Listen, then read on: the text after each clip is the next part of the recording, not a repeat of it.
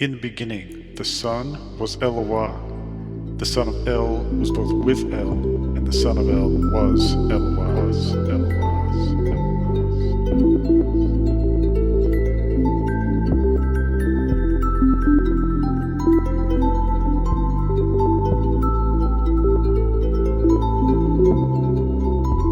Here at the Unexpected Cosmology, and probably any time in my life, it was a discovery that came while Rob, Michael, and I were reading from what we would call the Targum, the Hebrew Targum, meaning the Targum just means a translation. We are reading a English translation from a Hebrew text, and Ronit is reading along in the actual Hebrew. She's reading from the actual document, and we get to the end of it, and she's like, guys, that's not what it's saying. And she took us through it. And so, Ronit, I would like to bring you on right now. We've been talking throughout the week, and she's been kind of digging a little bit further, clarifying some things.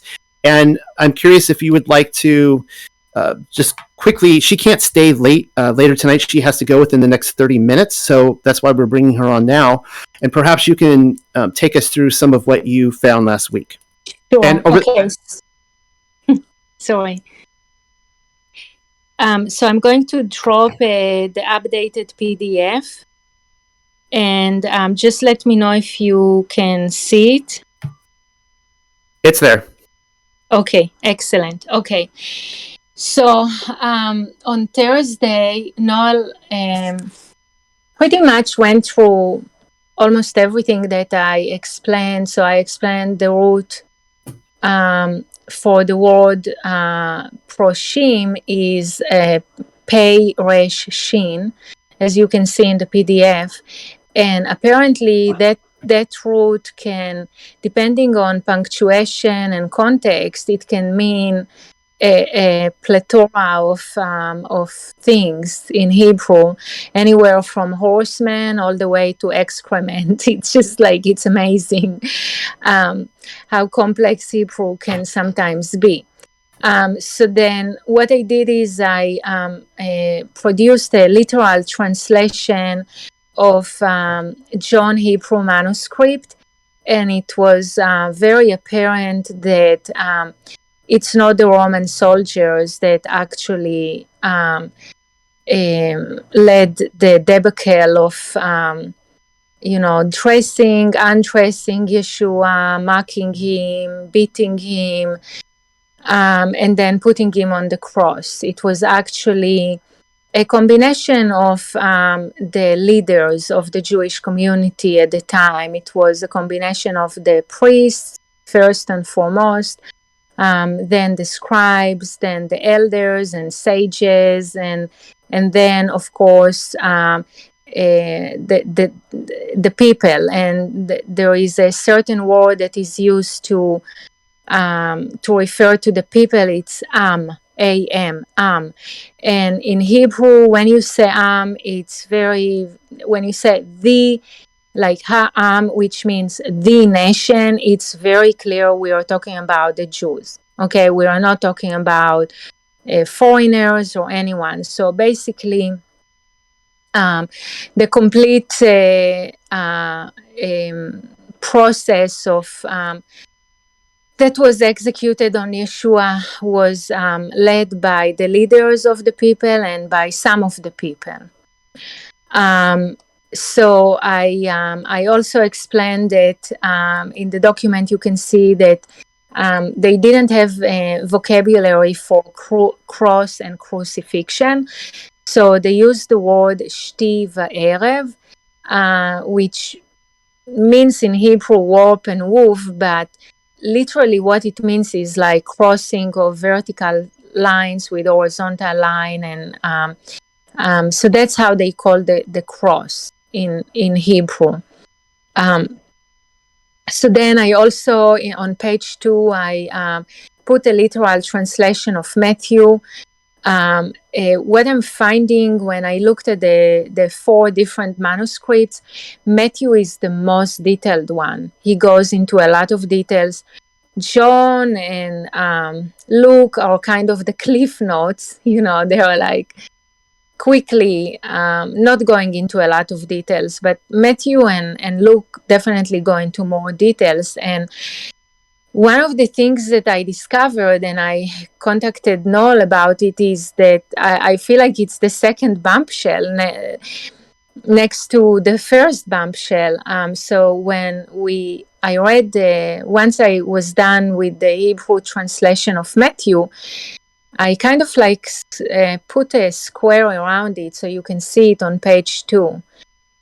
So verse 27 says basically that they took Yeshua to the great courthouse. I literally translated it, but what it actually means in Hebrew is Sanhedrin. Okay. So that kind of blew my mind. When I saw that verse, I was kind of shocked. So for me, I grew up in an Orthodox environment, so I know exactly what it means when someone takes you to the Sanhedrin. That means you are going to be tried. You don't just go there just to have a guided tour. Okay, this is just serious. If you are led to that area, so. Noel already read all of this on Thursday, so I don't want to read everything. I just want to focus on the discovery that I made with verse 27, that they took Yeshua to the Sanhedrin. That really bothered me because that meant to me that a few more things happened. In between, Pilate handing Yeshua to the Jews until he was actually crucified. So then I looked at Mark and Luke, and Luke really matches John. He really goes quickly through the description. Mark gives a few more details. So what I did on page 3, you can see that I translated just like 1, 2, 3, 4, 5 verses from Mark, just to give you an idea that Mark is using exactly the same terminology as Matthew, as far as he's starting by saying that that whoever is referred to as they are the most supreme priests, the sages, the scribes, and the elders. Okay, so that's how Matthew described them. And after he details that, then from that moment on, both Matthew and Mark just refer to them as they. Okay, so in verse 18, Mark actually goes even more detailed than the whole group of those important people, and he points to the Pharisees and he says that they took him to the temple. Like in Hebrew it says Hechal HaShoter. So when I looked at it, I thought, this is so weird. Hechal is definitely the temple, okay, but HaShoter, that kind of like didn't make sense to me. So then I started researching it, and I found out that HaShoter was also another way of saying HaSofer. And HaSofer in Hebrew is basically a scribe. And then I started digging a little bit more. I thought, what does it mean, temple of HaSofer? And then it dawned on me when I started reading that, remember that the person that led the Yehudim back from Babylon to Jerusalem to rebuild the temple, his name is Ezra. Ezra HaSofer. Okay, he was a scribe. And he is considered, in Judaism, he is considered the second most important personality after Moses in the Bible. This is how elevated he is. So when I dug into it, I found out that in those days, many times they referred to the second temple as Temple of HaSofer, referring to basically Ezra. because he was the one that led the building of the second temple. So in my humble opinion, I think what Mark was referring to is basically they took him back to the area of the temple. Okay. So I think in a very gentle way, Mark was saying the same thing that Matthew was saying. He just didn't say Sanhedrin. So then I started investigating about the Sanhedrin, and I added special notes, and I want to read everything right now so we can go over it together. Okay, so there were two classes of rabbinical Jewish courts, which were called Sanhedrin, the Great Sanhedrin and the Lesser Sanhedrin. A lesser Sanhedrin of 23 judges was appointed to sit as a tribunal in each city, but there was only supposed to be one great Sanhedrin of 71 judges, which among other roles acted as the Supreme Court, taking appeals from cases which were decided by lesser courts. According to Talmudic sources, including the Tractate Sanhedrin, the Great Sanhedrin was a court of 71 sages that met in the Lishkat Hagazit, chamber of the hewn stones, in the temple. The Sanhedrin was always located close to the tabernacle or the temple.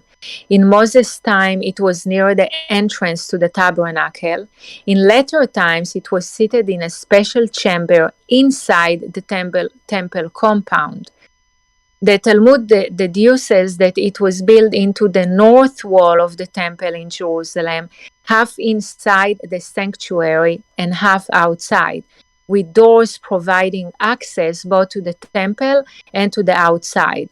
The name presumably arises to distinguish it from the buildings in the temple complex used for ritual purposes, which had to be constructed of unhewn stones.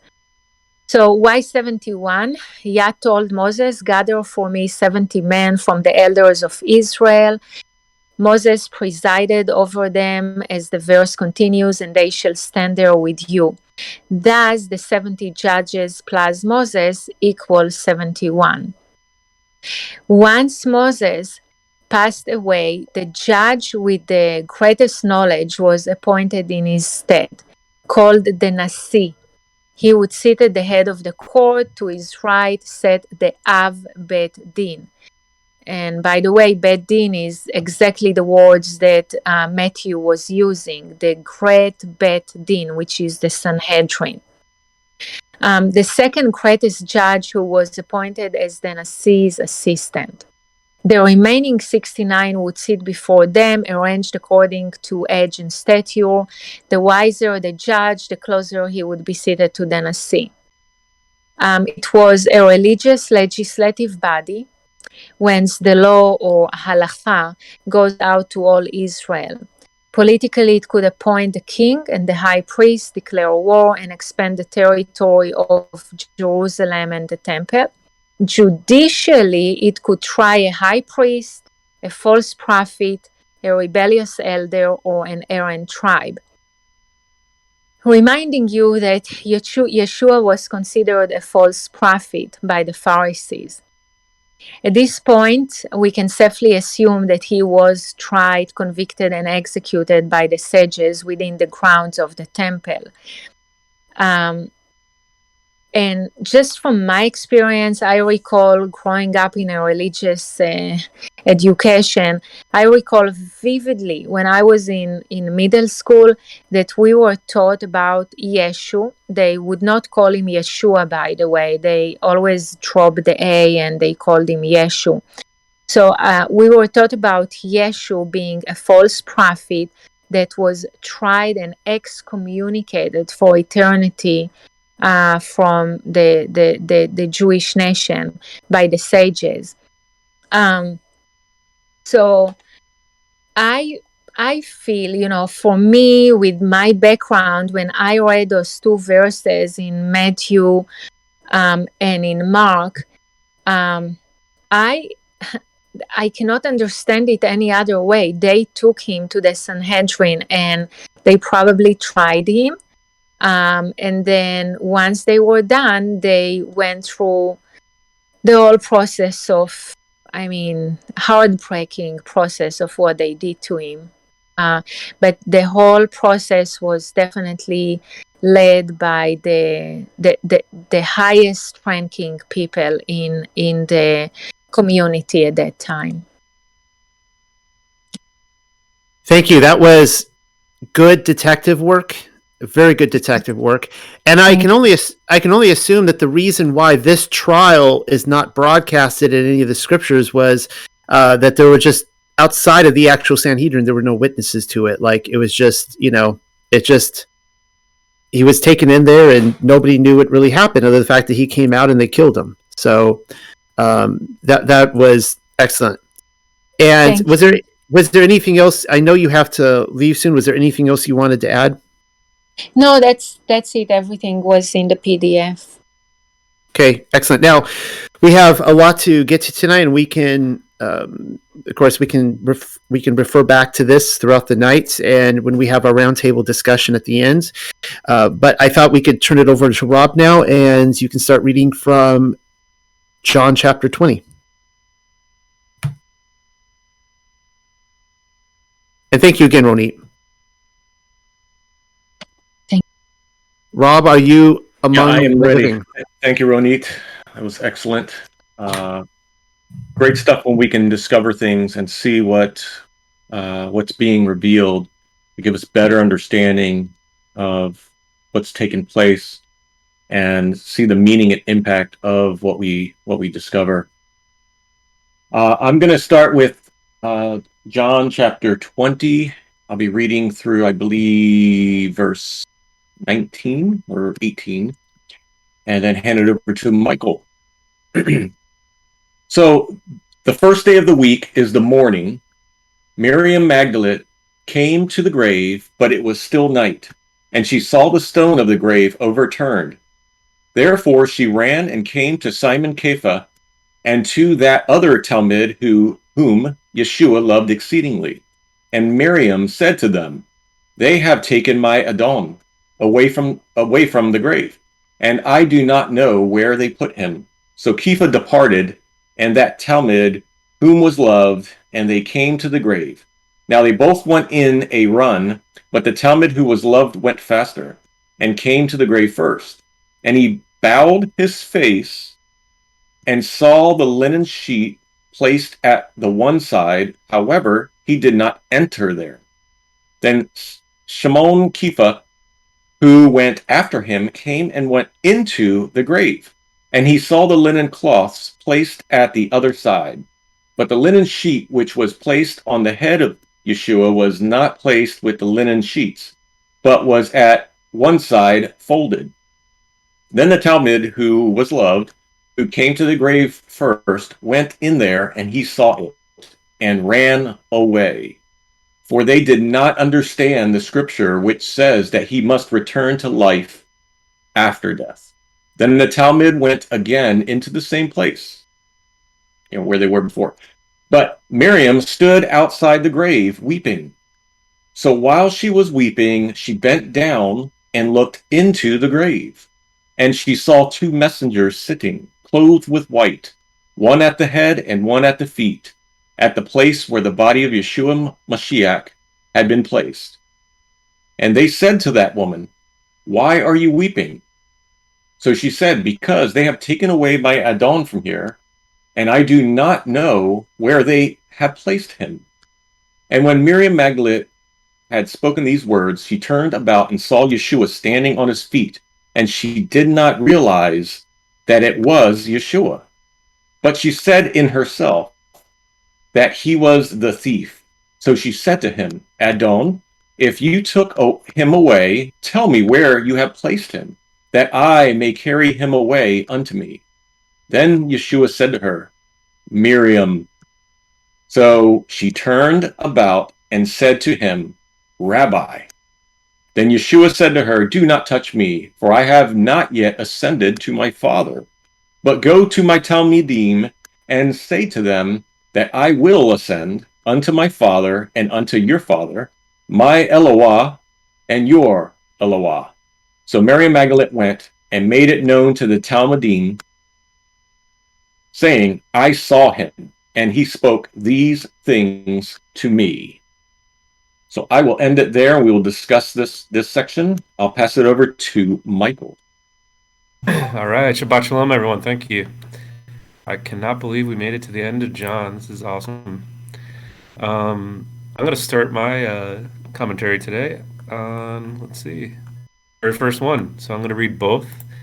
The first day of the week cometh Mary Magdalene early, when it was yet dark, unto the sepulchre, and seeth the stone taken away from the sepulchre. And then in the Hebrew, the first day of the week, in the morning, Miriam Magdalene came to the grave, but it was still night, and she saw the stone in the grave overturned. And as Mike D pointed out, I just want to again highlight the difference from that we noticed in John 19, the difference between the grave and the sepulchre. And I'm asking the question, and I'm assuming the stone of the grave, is that considered like a tombstone now? So is that literally what happened? And we built it into this whole huge cave system. But it was literally just a tombstone, and that's what was knocked down. I don't know. And then I also want to talk about, so I was doing a word study on John 20, and what stuck out is that word week. So in the Greek, the first day of the week cometh Mary Magdalene early. That word for week is actually sabbaton. It's Sabbath. So I'm assuming if it's the first day of the week, it's at sunrise. So it's or sunset, sorry.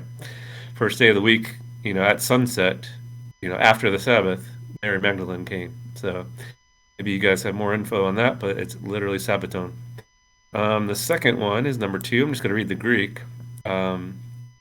Then she runneth and cometh to Simon Peter and to the other disciple whom Jesus loved, and saith unto them, They have taken away the Lord out of the sepulchre, and we know not where they have laid him.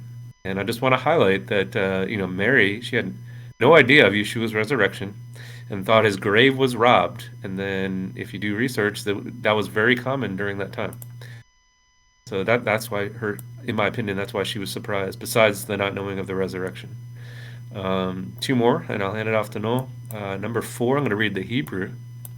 It says, now they both, and this is just comical, now they both went in a run, but the Talmud, who was loved, went faster and came to the grave. And I've seen memes on this, but I just think it's really funny that the one who self-proclaimed to be loved and the one who allegedly wrote this book said he beat Peter to the grave and put it in his own book. I think that's hilarious if true.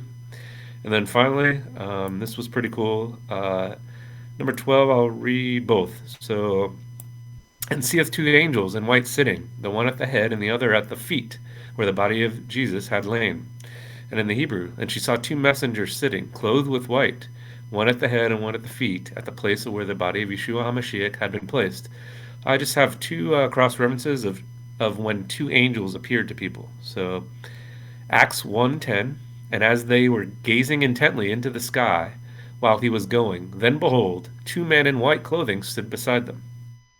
So, gazing into the sky, and then 2 men in white clothing beside them. And then Ezekiel 9:2, and as they were gazing intently into the sky, hey, wouldn't you know, while he was going, then behold, 2 men in white clothing stood beside them.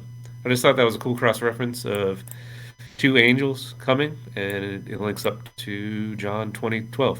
And I've got a few more, but I'll hand it off to Noel. Yeah, one of the things as I was reflecting on this chapter this week was trying to picture this scene in a completely new light based on what we saw in John chapter 19, but also contextually within this chapter. Now, this is one of those things where you kind of have to take all 4 Gospels together. And this is when I had Ronit give her a presentation and write her. I didn't expect her to write out a paper like that. That was great. But I asked her specifically to check the other 4 Gospels to see if they matched up. And of course they did. Now here in the Gospel of John, the chapter 19, the last verse is like, he's buried and Sabbath is coming. And then all of a sudden, the next verse is the first day of the week in the morning. Mary Magdalene. It almost looks like he's put down there during the night, and then he resurrects within like 24 hours. I mean, it's pretty quick, and that's how it reads in this. And this is where I would say, well, let's look at the other three Gospels, which I'm not going to do tonight. And I always have the opinion, and I could be totally wrong in this, but I have the opinion that there were actually 2 Sabbaths between his death and resurrection. Now, I know that those are fighting words for some people of a certain calendar, but I actually am of the opinion that he was buried right before the high Sabbath of the first day of unleavened bread. And then there was a day between that was a work day, which is what we would call on the pagan calendar Friday. And then there was Sabbath. And you notice what's interesting here, it says that it's the first day of the week when she's coming, but it's still nighttime. The sunrise hasn't happened yet. And this also will, open up a can of worms depending on who you're talking to. Welcome to Torah, as I tell everyone when it comes to the calendar. That's all I can say. Welcome to Torah, because people argue about this. But it says it's the first day of the week, and it's still night. It's still dark out.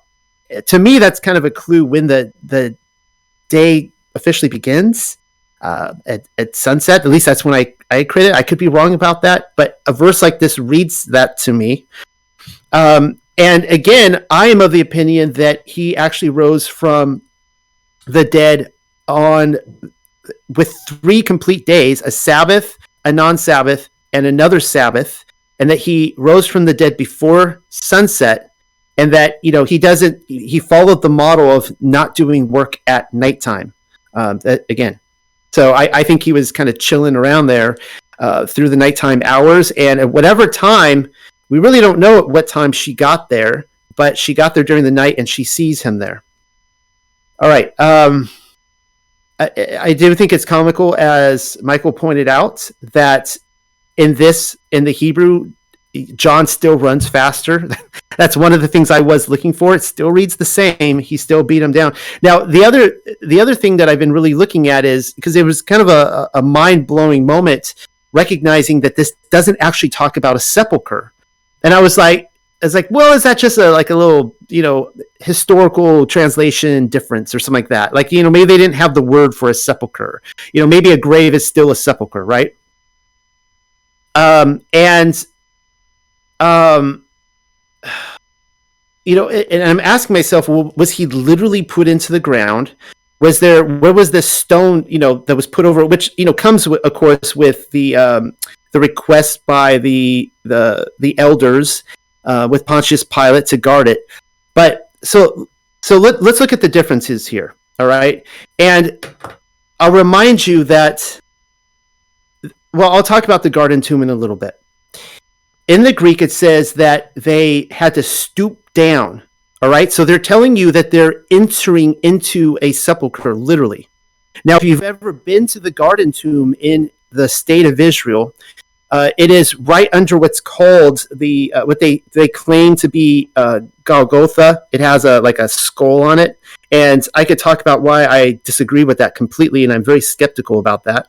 But this garden tomb is interesting because it is they claim these quote unquote archaeologists that this tomb was discovered, and that they claim it was built by a rich man, and that it was never completed. What is interesting about the tomb is that when you enter it, if you've ever been there, you have to stoop your head down a little bit, just like they describe in the Greek, and walk in, and you could turn to your right, and you could see one completed bed where the body would have been laid with the shroud and the head napkin or whatever. And there were other beds in there that were never completed. And what the narrative is, what they're saying is that they buried someone in haste in this sepulcher, and they never completed it, which is kind of like, well, that's kind of interesting. And it's also in a garden where there was a wine press, which is also kind of cool too. But then we see here, they don't it doesn't say that they stooped down. It says they, in the Hebrew, they bowed their face. It's almost like they're looking down. And there was another hint in here. Oh man, I'm trying to find out where it is. But anyways, I'm trying to figure out, because it seems to be bigger than an actual grave that you would bury someone 6 feet under. Like, this appears to be almost like a ditch, if they're actually. But then when we see the two angels, and I'm thinking, I can always envision the two angels sitting in the garden tomb. I can envision that. Like, I could see them physically sitting down on each side of where the shroud would be laid. But here it's like they look down and they saw two angels hanging around in a ditch. I'm kind of having a hard time envisioning that. And one other observation here that I actually really like, that is, I think, a huge improvement, is that in the Greek it says that when Yochanan, or the other disciple, which came first to the sepulcher, again, which is John, and he saw, it says he saw and he believed. Well, it doesn't say in the Hebrew that he believed. It said he ran away. And I think Rob made an emphasis on that when he ran away. And to me, that makes total sense. Like, think about the scenario. You're going to his grave, and you arrive there, and you look down. Let's just say you're looking down into a ditch. The stone is rolled away, and you're like, his body's not down there. And then you look around, and there's no Roman soldiers, or they're incapacitated. I think they're gone by this point. And you're like, this is a crime scene, and I don't want to be found here. Like, I don't want anyone to say, I saw John hanging out in the very place where his body was stolen. And he's like, yoink, and he's out of there. He's like, I'm running, because I don't want to be accused of anything, of any crimes, right? So when I read that, I just see that as a real human moment. I mean, it makes total sense to me. And with that, I have a few more observations, but I'm going to hand it back to Rob. Yeah, thanks, Noel. Yeah, I agree. I agree with what you were sharing there. And I just dropped an image into the room here of a grave. And this is kind of what I was somewhat envisioning, them bowing their head down, their face down, looking into the grave. And we see that mentioned in verse 6 and verse 12, that they bowed down and looked into it. And we're going to read further on it too here. But we also notice that there is linen clothes and linen sheets that are laid out neatly down there.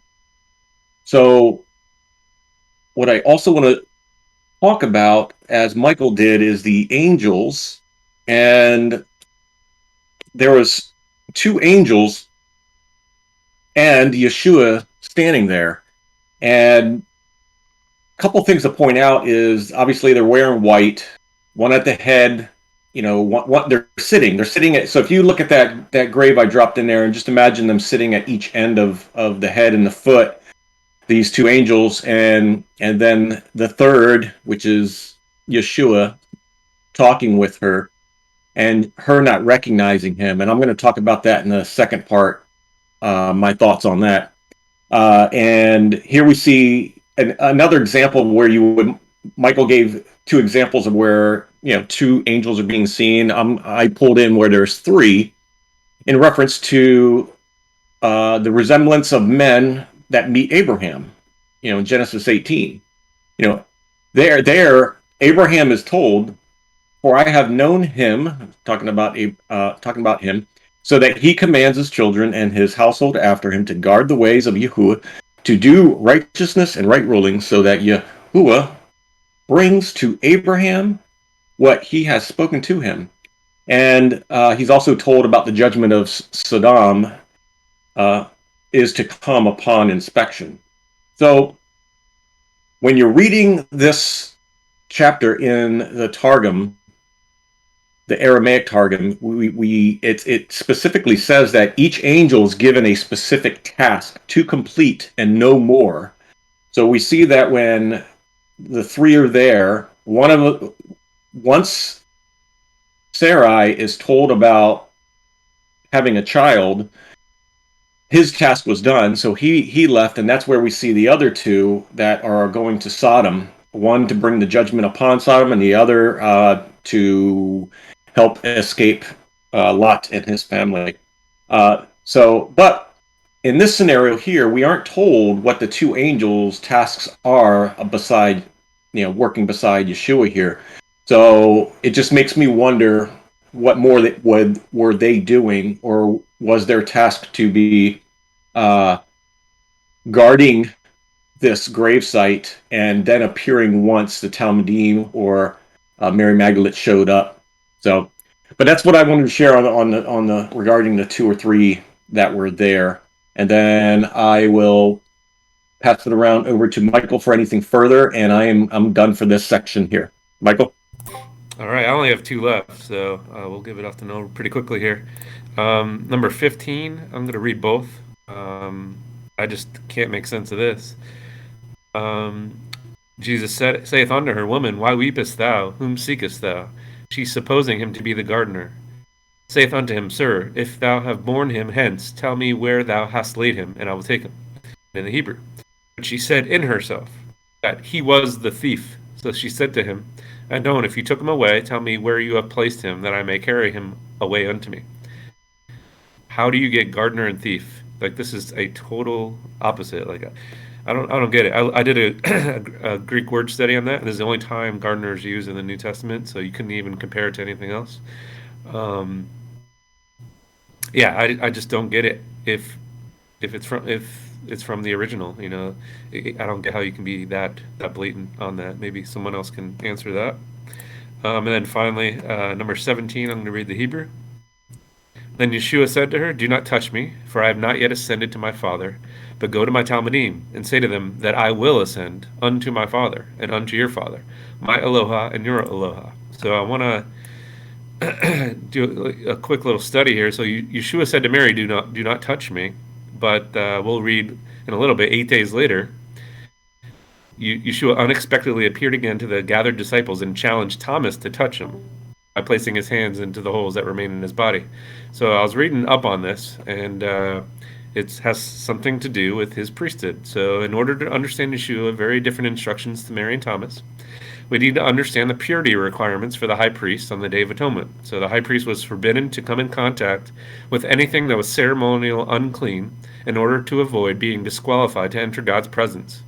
So much depended on this ritual purity. So after his resurrection, Yeshua obviously will be our high priest and would shortly be ministering in the heavenly tabernacle, Hebrews 9:11. So, but it is significant that Yeshua appeared to his disciples and told Thomas to touch him after 8 days. Of course, 8 days is significant because it takes 7 days to ordain a priest. So Exodus 29:35, do for Aaron and his sons everything I have commanded you, taking 7 days to ordain them. So that's what I believe after I've studied this, that's the reason why Mary couldn't touch him, but then Thomas could. It was the 8th day, because that's how long it takes to ordain a priest.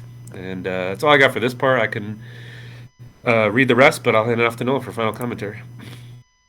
I had the same question about the gardener, and I had to look back in the previous chapter just to check on that. And it did say that he was buried in a garden. And again, I can't justify or explain why the translator change it to Greek to gardener, but still contextually it's still the same. It makes more sense to me in a way that she would expect this guy to be the thief, and but still in the Greek she still thinks this guy took the body away. So she is still in a garden. Now this may be a little bit off topic, but it's something I've been thinking about a lot and looking into since last week. And even if the state of Israel is the correct location, I don't want to just keep just banging that drum. But I do believe that the garden tomb is the wrong location. I believe what they claim to be the Mount of Skull, the place of the skull, is the wrong location. Now, of course, there's two locations if you've ever been there. If you go with the Orthodox Catholic Church location, you go to Church of the Holy Sepulchre. And I will say that there's one thing that they actually get right about that place is, and I'll get to in a second. If you go to the Garden Tomb, that's kind of like evangelicals kind of, emotional touchy-feely. You go there and you feel good place. And they make a convincing case from a sepulcher perspective that was the one he was buried in. If you've ever been there, there is what they claim to be the Mount of Skulls. And it's right below a bus terminal of all places.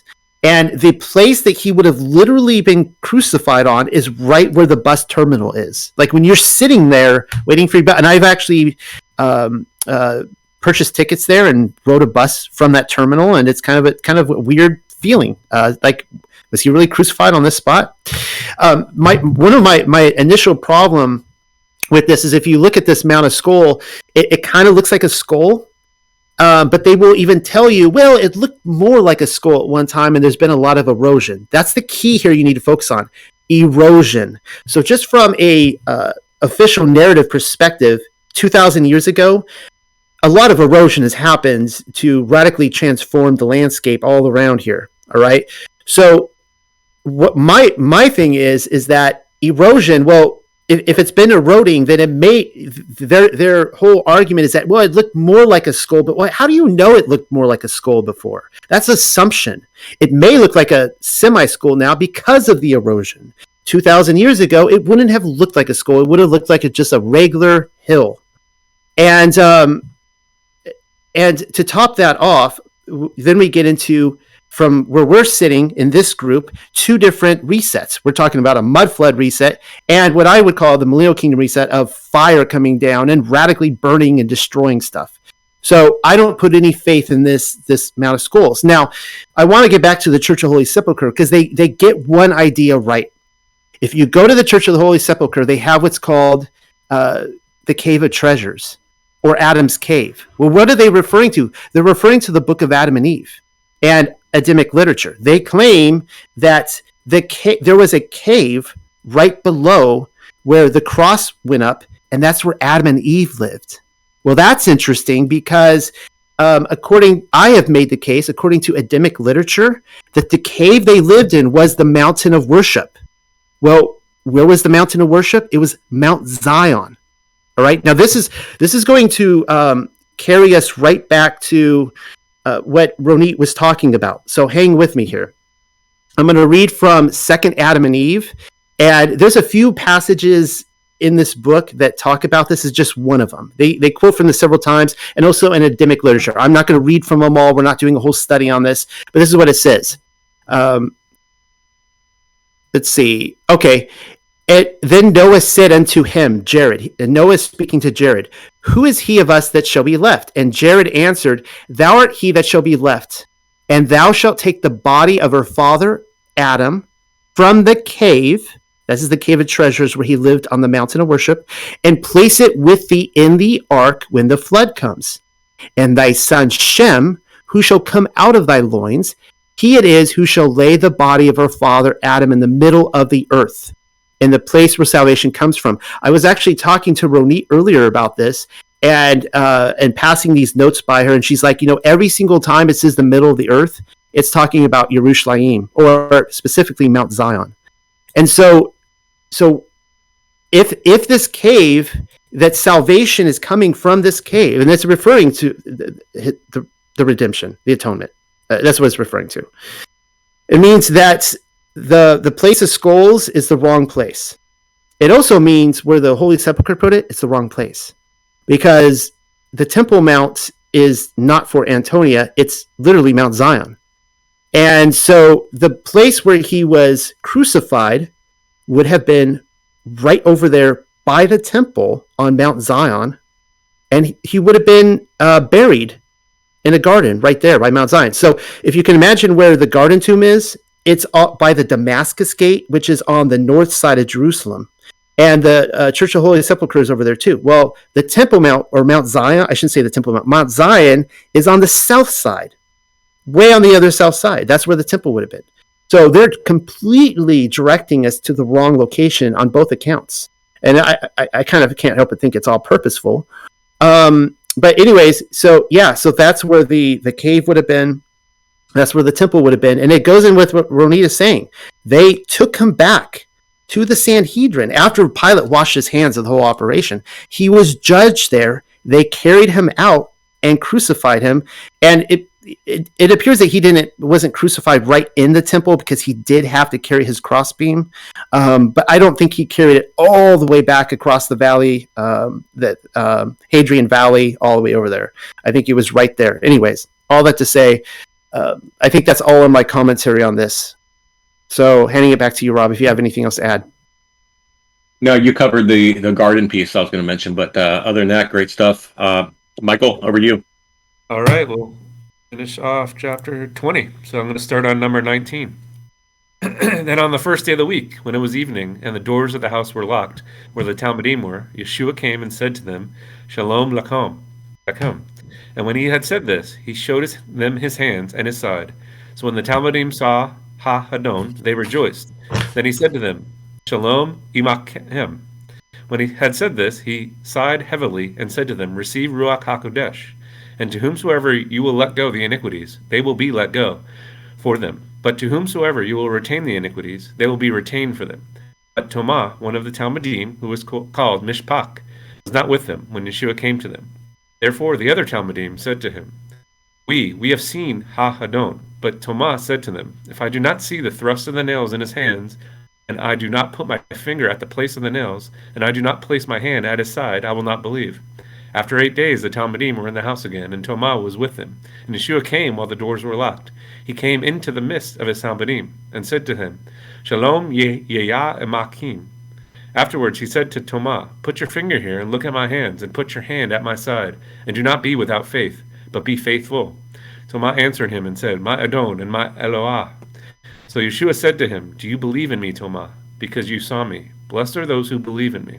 Yeshua Mashiach did many miracles in the sight of his Talmudim, which are not written in this scroll, but these were written in order that you may believe that Yeshua Mashiach is the Son of El, and in order that you may believe them, and you may have life in eternity with Yeshua Mashiach.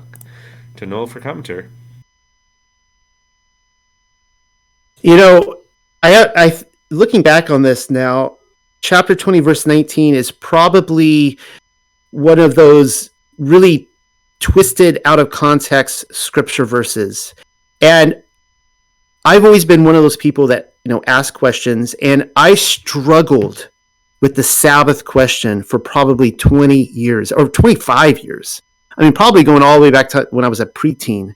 And I remember, I pick up the Bible and I start reading it and go, well, I clearly knew what Sabbath was. I knew it was what Saturday, the day before Sunday. And I'm going, why aren't we worshiping on Sabbath? I remember asking that question to pastors and others, and they'll be like, oh, well, it's because, Jesus kept appearing to his disciples on Sunday, and so they just continued the tradition because Jesus wanted it that way.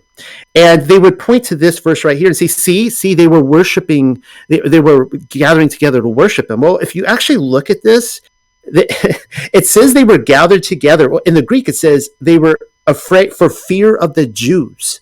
Like, they were gathered together not because they were deciding to swap days of worship or rest on that day. Like, they were locking themselves in a room for fear of the Jews. And notice it doesn't say the Romans. They weren't afraid of the Romans. And of course, everyone should see now how much more sense that makes.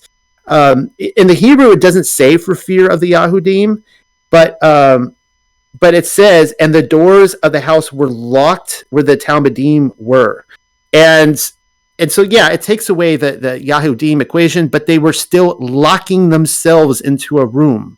Like, when you go to the synagogue, you don't lock yourself in. The only people that lock themselves in anything are those who are afraid of the shooter on the outside. He's going to come in and open up some rounds on them, right?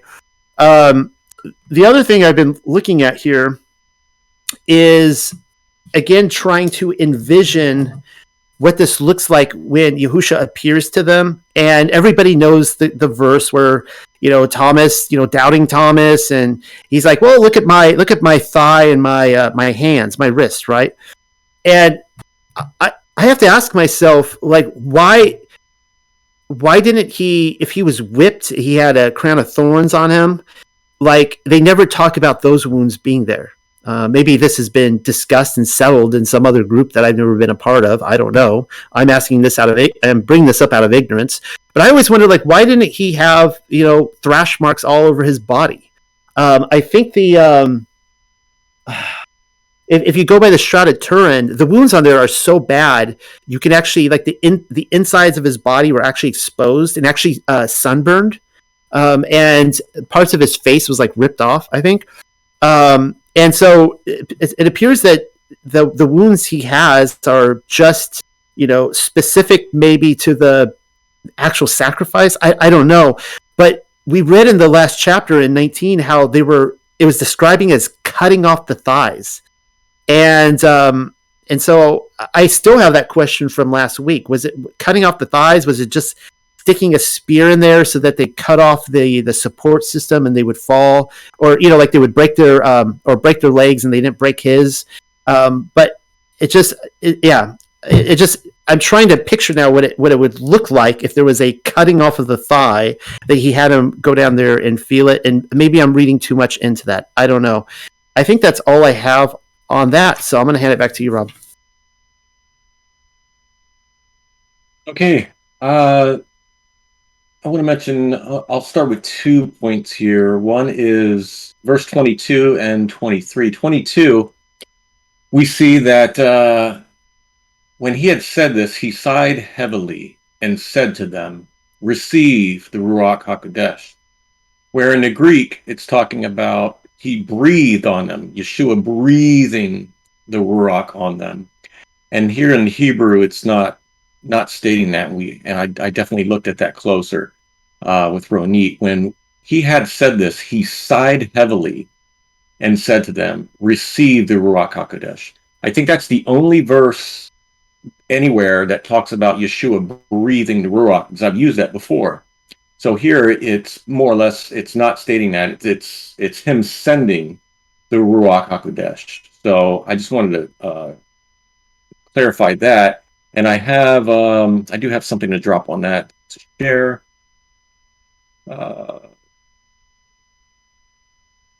Give me a second to pull it.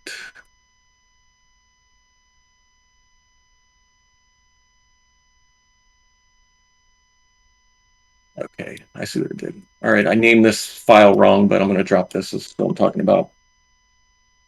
Okay, so I just wanted to add this for people to glance, but it's talking about him sighing and talking about where Yeshua says, receive the Ruach HaKodesh. And then in John chapter 15 that we read, Yeshua is saying, when the Ruach HaKodesh will come, whom I will send among you from the Father, the Ruach of truth. So we see him here once again supporting that he is going to be sending the Ruach for them to receive.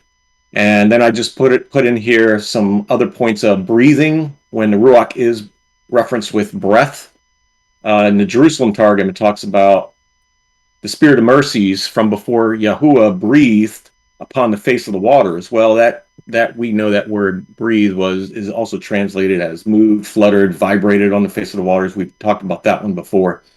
But it's interesting that it says Yahuwah breathed, because I could see that as a possible translation, because if it has to do with fluttering, vibrating, moving, we all know about sound waves and so forth. So breathing could be definitely a translation of that.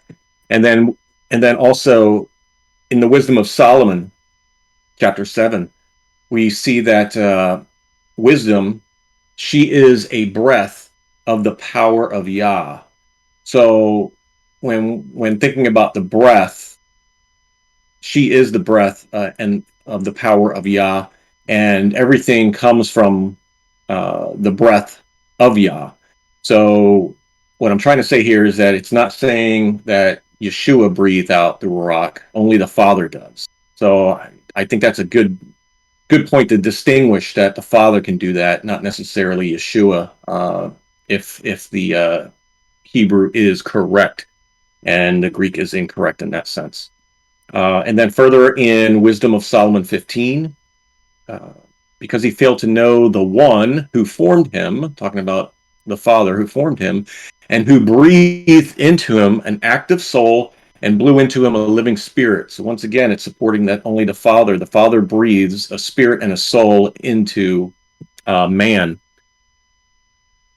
So for human made them idols, and they were fashioned by one whose own spirit has been borrowed. Okay, I dropped in verse 16 there just as a reminder that the spirit is borrowed. So our spirit that is in us is borrowed from the Father. He breathes it into us, and when we die, he pulls it back. And while we're living with our soul and his spirit, our life is to come to the knowledge of Yeshua, of salvation, of Yahuwah, and have faith, believe, repent, and have faith. And that's when we receive the Ruach HaKodesh, which gives us that spiritual birth into the next realm. So second part I'll cover here, and I got more, but I'm going to do the second one is verse 23. Whomever you will leave with their iniquities, they will be left with their iniquities. Or, hold on one second. My screen is not there. Or stop their iniquities, they will be stopped for them. So in translating this is what I got out of looking at that closely. It says, you will let go the iniquities, they will let go for them. And what that's saying here is that you will leave with their iniquities, they will be left with their iniquities. So it's saying it in a different way, but it's essentially the same thing, more or less forgiving others, and not just leaving them or ignoring them or letting it stay as is. So it's just another way of warning people to forgive others, and so that the iniquities can be let go. And I'll pass it on. I got more, but I got some good stuff coming up afterwards, but I want to hold off into that until the next round. Michael, over to you. All right. I just want to thank Noel and Rob for picking up the slack on the second part, because I only have two quick things. So Noel, get ready. And Rob kind of just hit on it. So number 23 on chapter 20. Let's read that. I'm going to read both. Whomsoever sins ye remit, they are remitted unto them. And whosoever sins ye retain, they are retained. And then in the Hebrew, and to whomsoever you will let go the iniquities, they will be let go for them. But to whomsoever you will retain the iniquities, they will be retained for them. All I want to say is the difference between let go the iniquities and they will be let go. This is repentance. This is letting go of the sin. That's how. And the Hebrew does a better job. So we're going to do a recap tonight after the next chapter. And overall, the Hebrew does a better job, in my opinion, on explaining obedience more so than the Greek. And then finally, number 29. Let's read the Hebrew. So Yeshua said unto them, do you believe in me, Tomah, because you saw me? Blessed are those who believe in me. And 1 Peter 1:8, and though you have not seen him, you love him. And though you do not see him now, but believe in him, you greatly rejoice with inexpressible and full glory. So it's just an extra blessing to believe and not be able to see. That's faith right there. I do not have anything else. I don't know why I couldn't come up with much, but Noel, pass it over to you. All right. Well, I'm going to go ahead and read chapter 21 then. And it's exciting because I get to read this whole chapter and we're finishing it with this. This is it. So when Michael had said earlier tonight that we are finished with John, I was like checking the weather outside and making sure we're going to make it through the night. Nothing's going to happen. Checking the news, make sure Russia's not coming in. I think we're going to make it through this. So here we go. John chapter 21. That was a little comic relief, people. But oh wait, no. Okay, are you seriously reading chapter 21? Of John. Oh, I still got more on 20. Oh, okay. I thought that was more commentary. Sorry. It's all part of the show, everyone. It's all part of the show. Rob, go ahead. Okay. All right. I'm going to share some slides, but before I do that, I wanted to point out real quick on verse 29. We see here in the Greek, we got Jesus said to him, Thomas, because thou hast seen me, thou hast believed. Blessed are they that have not seen me. And in the Hebrew it says, so Yeshua said unto him, do you believe in me, Thomas, because you saw me? Blessed are those who believe in me. So I think it's a good difference where he's like asking him if he does. So I think that's an important piece to think about with what he's saying there. I want to point out something that could be very interesting, and I'm going to start with this timeline that we're reading in this chapter, and I labeled this as the resurrection timeline. And I didn't take any of the other gospels, as Noel was saying. You know, I all I did was take what John is saying here. And so in this one here, all we're given is that Sunday morning before dawn, Miriam sees the gravestone overturned and tells Kepha and Yochanan, who run to confirm, and they do, and then they return back to where they were. Then we see Miriam, who stayed, and where the other Talmudim left, and she sees two angels and Yeshua. So Yeshua tells her not to touch him, for he has not ascended to the Father yet. And I know Michael talked on that about the priest. I'm going to go a little bit further on that too. And then Sunday night, so that same night, so this was morning when the body was discovered missing. And then that same night, Yeshua visits the Talmudim, and we find that Thomas was not present at that visit. Then the next part that's mentioned on the timeline is 8 days later, which would be that following Monday. Yeshua visits the Talmudim again. Thomas is there, and that's when Thomas touches him. So now, if he touches him 8 days later, that tells us that he did ascend to the Father either that same day or sometime in that timeline. And I think it was probably that same day, and he was coming to the Talmudim on that 8th day, because the 8th day is an important day. So next I want to share, I'm going to talk about the 8th day some more, and dropping that. Okay, so the 8th day, some things about the 8th day. I would say probably all of us here know this type of stuff here, but I'll quickly go over it. We know that the first fruits, the firstborn, belongs to Yah, mentioned in Exodus and Numbers. The firstborn on the 8th day is dedicated to Yah in Exodus, and I got the scriptures there. The altar was dedicated on the 8th day. We see that in 2 Chronicles, and actually there's many other places that talk about that too, but that's the only one I put in there. And then I'll read a couple of verses that give you an idea about this 8th day with the altar. When a bull or sheep or goat is born, it shall be 7 days with its mother. And from the 8th day shall be 7 days with its mother. Then the 8th day thereafter, it is acceptable as an offering made by fire to Yahuwah. That's a sacrifice of thanksgiving mentioned on that process. Then in further in another spot in Leviticus, we see on the 7th day, this one's talking about the discharges that are in the skin. So if someone has a discharge in the skin, some kind of pus or whatever is labeled under, that would fall underneath that. The 7th day was washing and bathing those who have discharges from the flesh. And on the 8th day, so they wash and bathe themselves on the 7th day, but on that 8th day, he takes for himself 2 turtle doves or 2 young pigeons, and shall come before Yahweh to the door of the tent of appointment. All these things are key.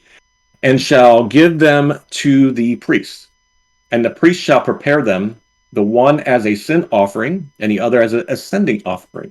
And the priest shall make atonement for him before Yahweh because of his discharge. So we see this process of purification. I mean, just overall, generally, it's a purification process. And then we read also that on the 8th day, the priest will make a sending offering, peace offering on the slaughter place, and I shall accept you, declares Master Yahweh. Then we also read in Ezekiel 43, 7 days they must purify the altar. So this is another process they're talking about. Purify the altar, and they must cleanse it, so they will consecrate it, and they will finish the days. And then on the 8th day and beyond, that the priest will offer on the altar your burnt offerings and your fellowship offerings, and that I will be pleased with you, declares the Lord Yahweh. So we read this, and as Michael mentioned, the purification process of priests is 7 days, and on 8th day they're purified. Here, same with the altar, 7 days, and on 8th day they're purified. We also know that circumcision, we saw that in the chat, and also the redemption of the son.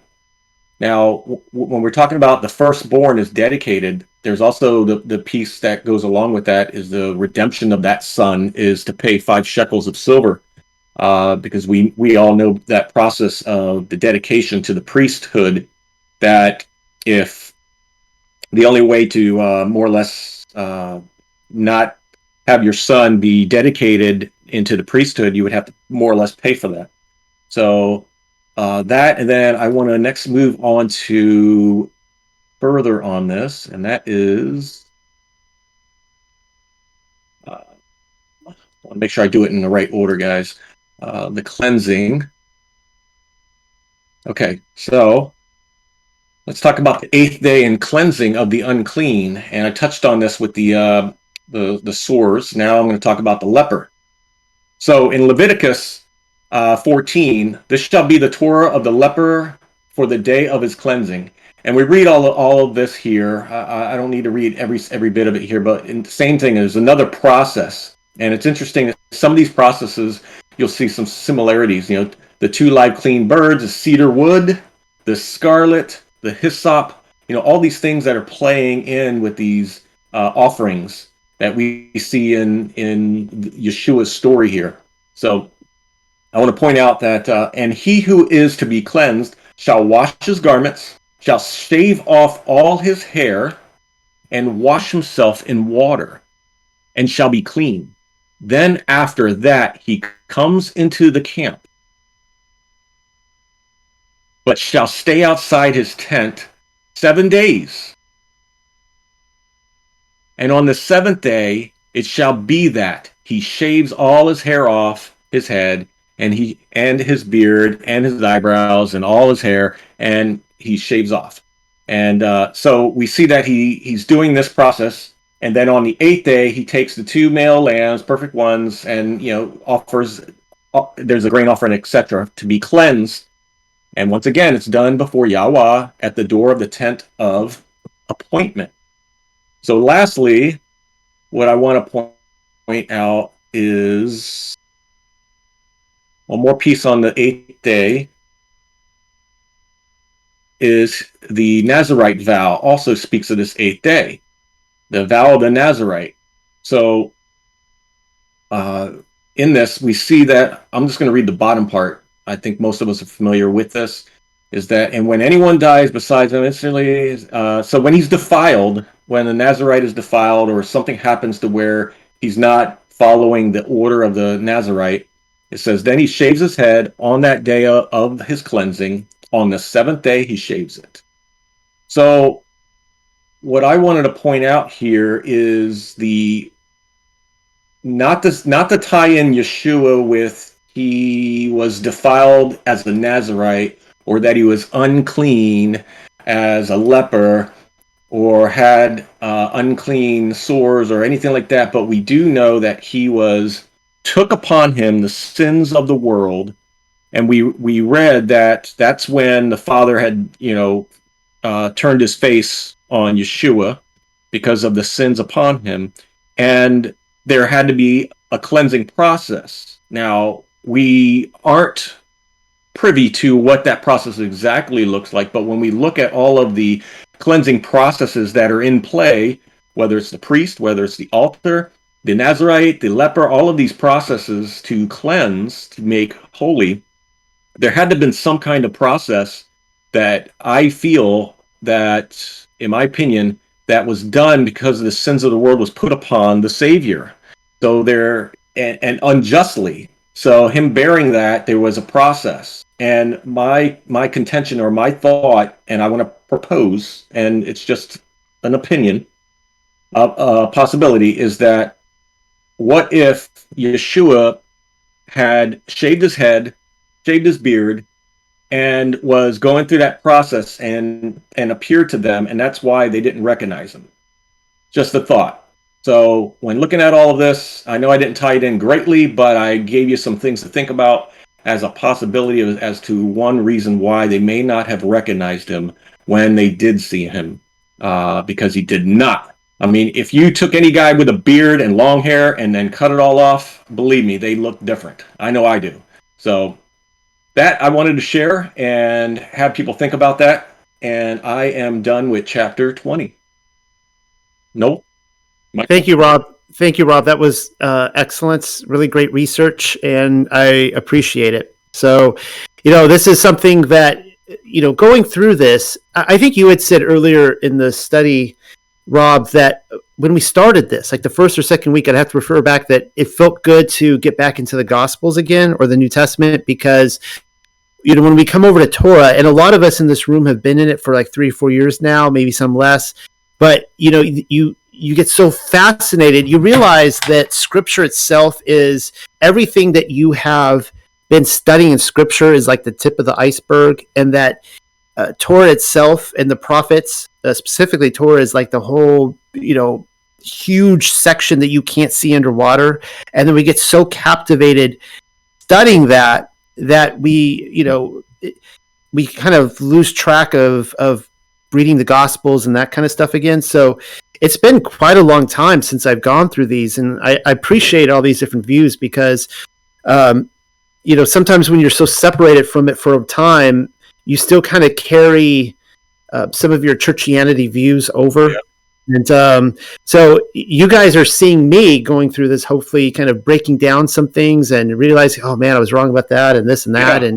And so that was all really great. I really appreciate that. And I'd never thought about that before. And I'm seeing this in whole new lights now where I'm like, yeah, I think Yahusha showed up and he was like shaved head and beard. And he's never pictured coming into the room like that. But I'm like, that's a pretty legitimate, I think, thought. So with that, I'm going to start, unless if Michael, you have anything else you want to throw in, I'm going to start reading from chapter 21. No, sir. I'm ready to go. All right.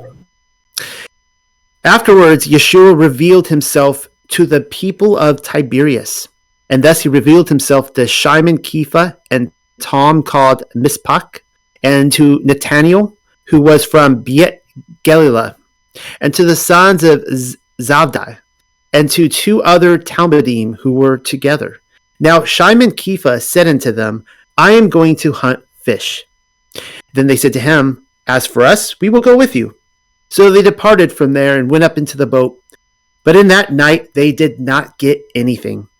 Then in the morning Yeshua stood on the shore of the sea. However, the Talmudim did not recognize him. Then Yeshua said to them, Children, do you have something to eat? So they answered, No. Then he said to them, Cast the nets further on, and you will find. When they cast the nets in the water, a great multitude of fish entered into them, so they were not able to pull them out. Then that Talmud, who was loved by Yeshua, said to Kepha, It is Ha-Adon. Then Shimon Kepha, when he heard that it was Ha-Adon, clothed himself with his clothes, for he was unclothed, and went into the sea. I'm sure Peter just loved these little details that that John would write about him. But the remainder of the Talmudim came with boats, for they were not far from the land, only about 200 cubits. So when they went down to the land, they saw a prepared fire, with burning coals ready, and fish set upon it, and bread. Then Yeshua said to them, Bring some of the fish which you caught just now. So Shimon Kepha went up into the boat, and brought the nets to the land, filled with an abundance of fish, 153 by number. And with all this, that the fish were so many, the net did not break. Then Yeshua said to them, Come and eat. Now none of them wanted to ask who he was, for they knew that he was their Adon. So Yeshua came and took the bread and the fish and gave to them.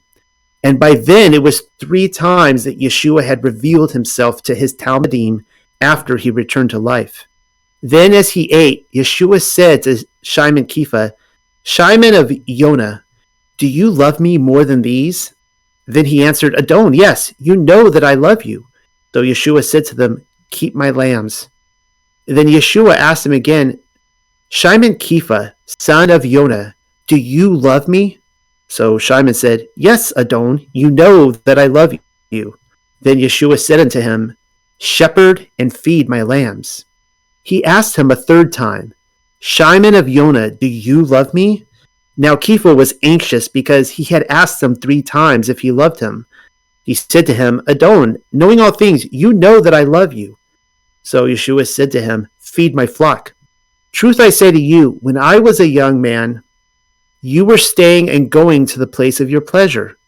But when you become an elder, you will stretch out your hand, and another will go after you and drive you into a place that you do not find pleasure in." And Yeshua said this, alluding with what death he would glorify El.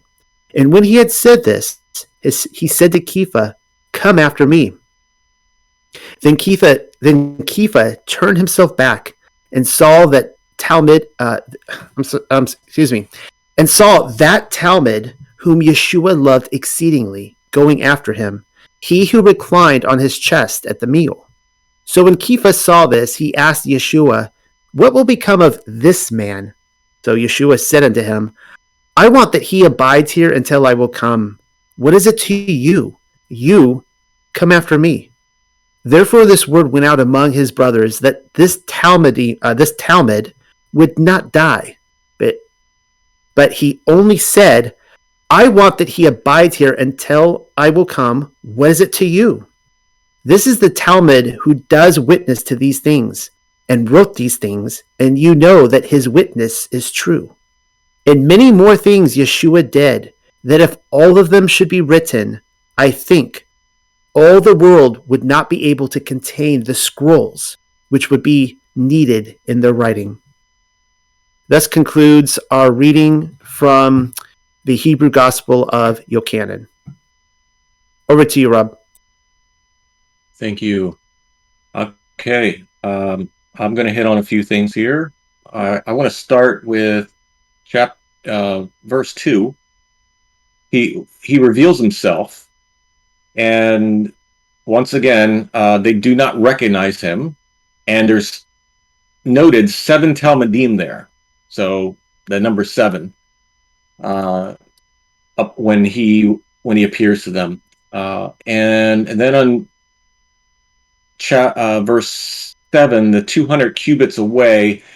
I didn't know if Michael found anything on that, but I'm sure he's got some stuff on the 153 fish. And I wanted to share one thing. I don't want to take away too much of his thunder. I hope he's got stuff on that one, because I know we've talked about the 153 number in the past and dug into it. What I'm going to share here is just simply on represented this 153 that they specifically named it, or not named it, but counted, mentioned the number of the fish.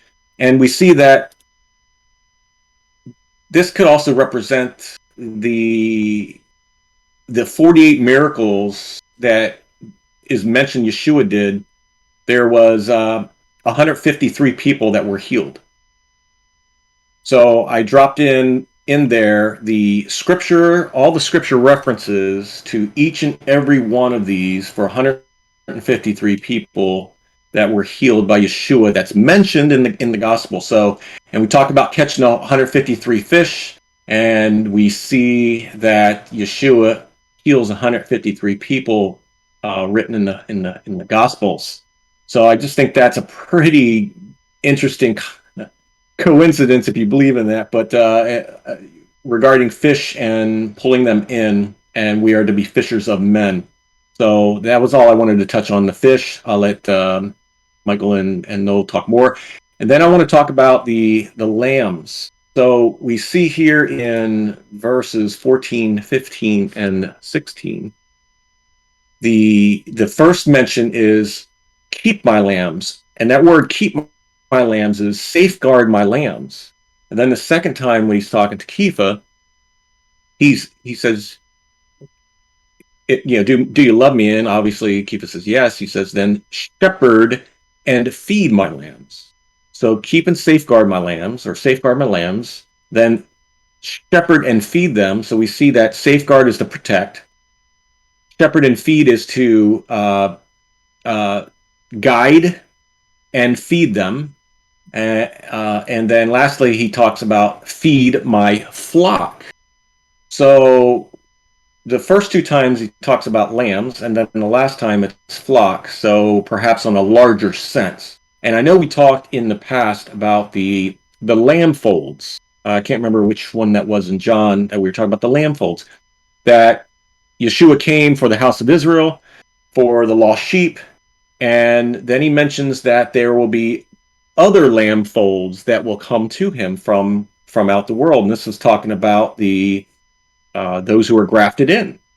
So I find it very interesting the process that he has given to Kepha to do this safeguarding, guiding, feeding, and then obviously feeding all of the flock. So that's what I wanted to cover for this round, and I'll pass it over to Michael. All right, thank you. Shabbat Shalom again. That was awesome on the 153 fish. You did not steal my thunder, but I'm gonna have to look at those verses because that's pretty remarkable.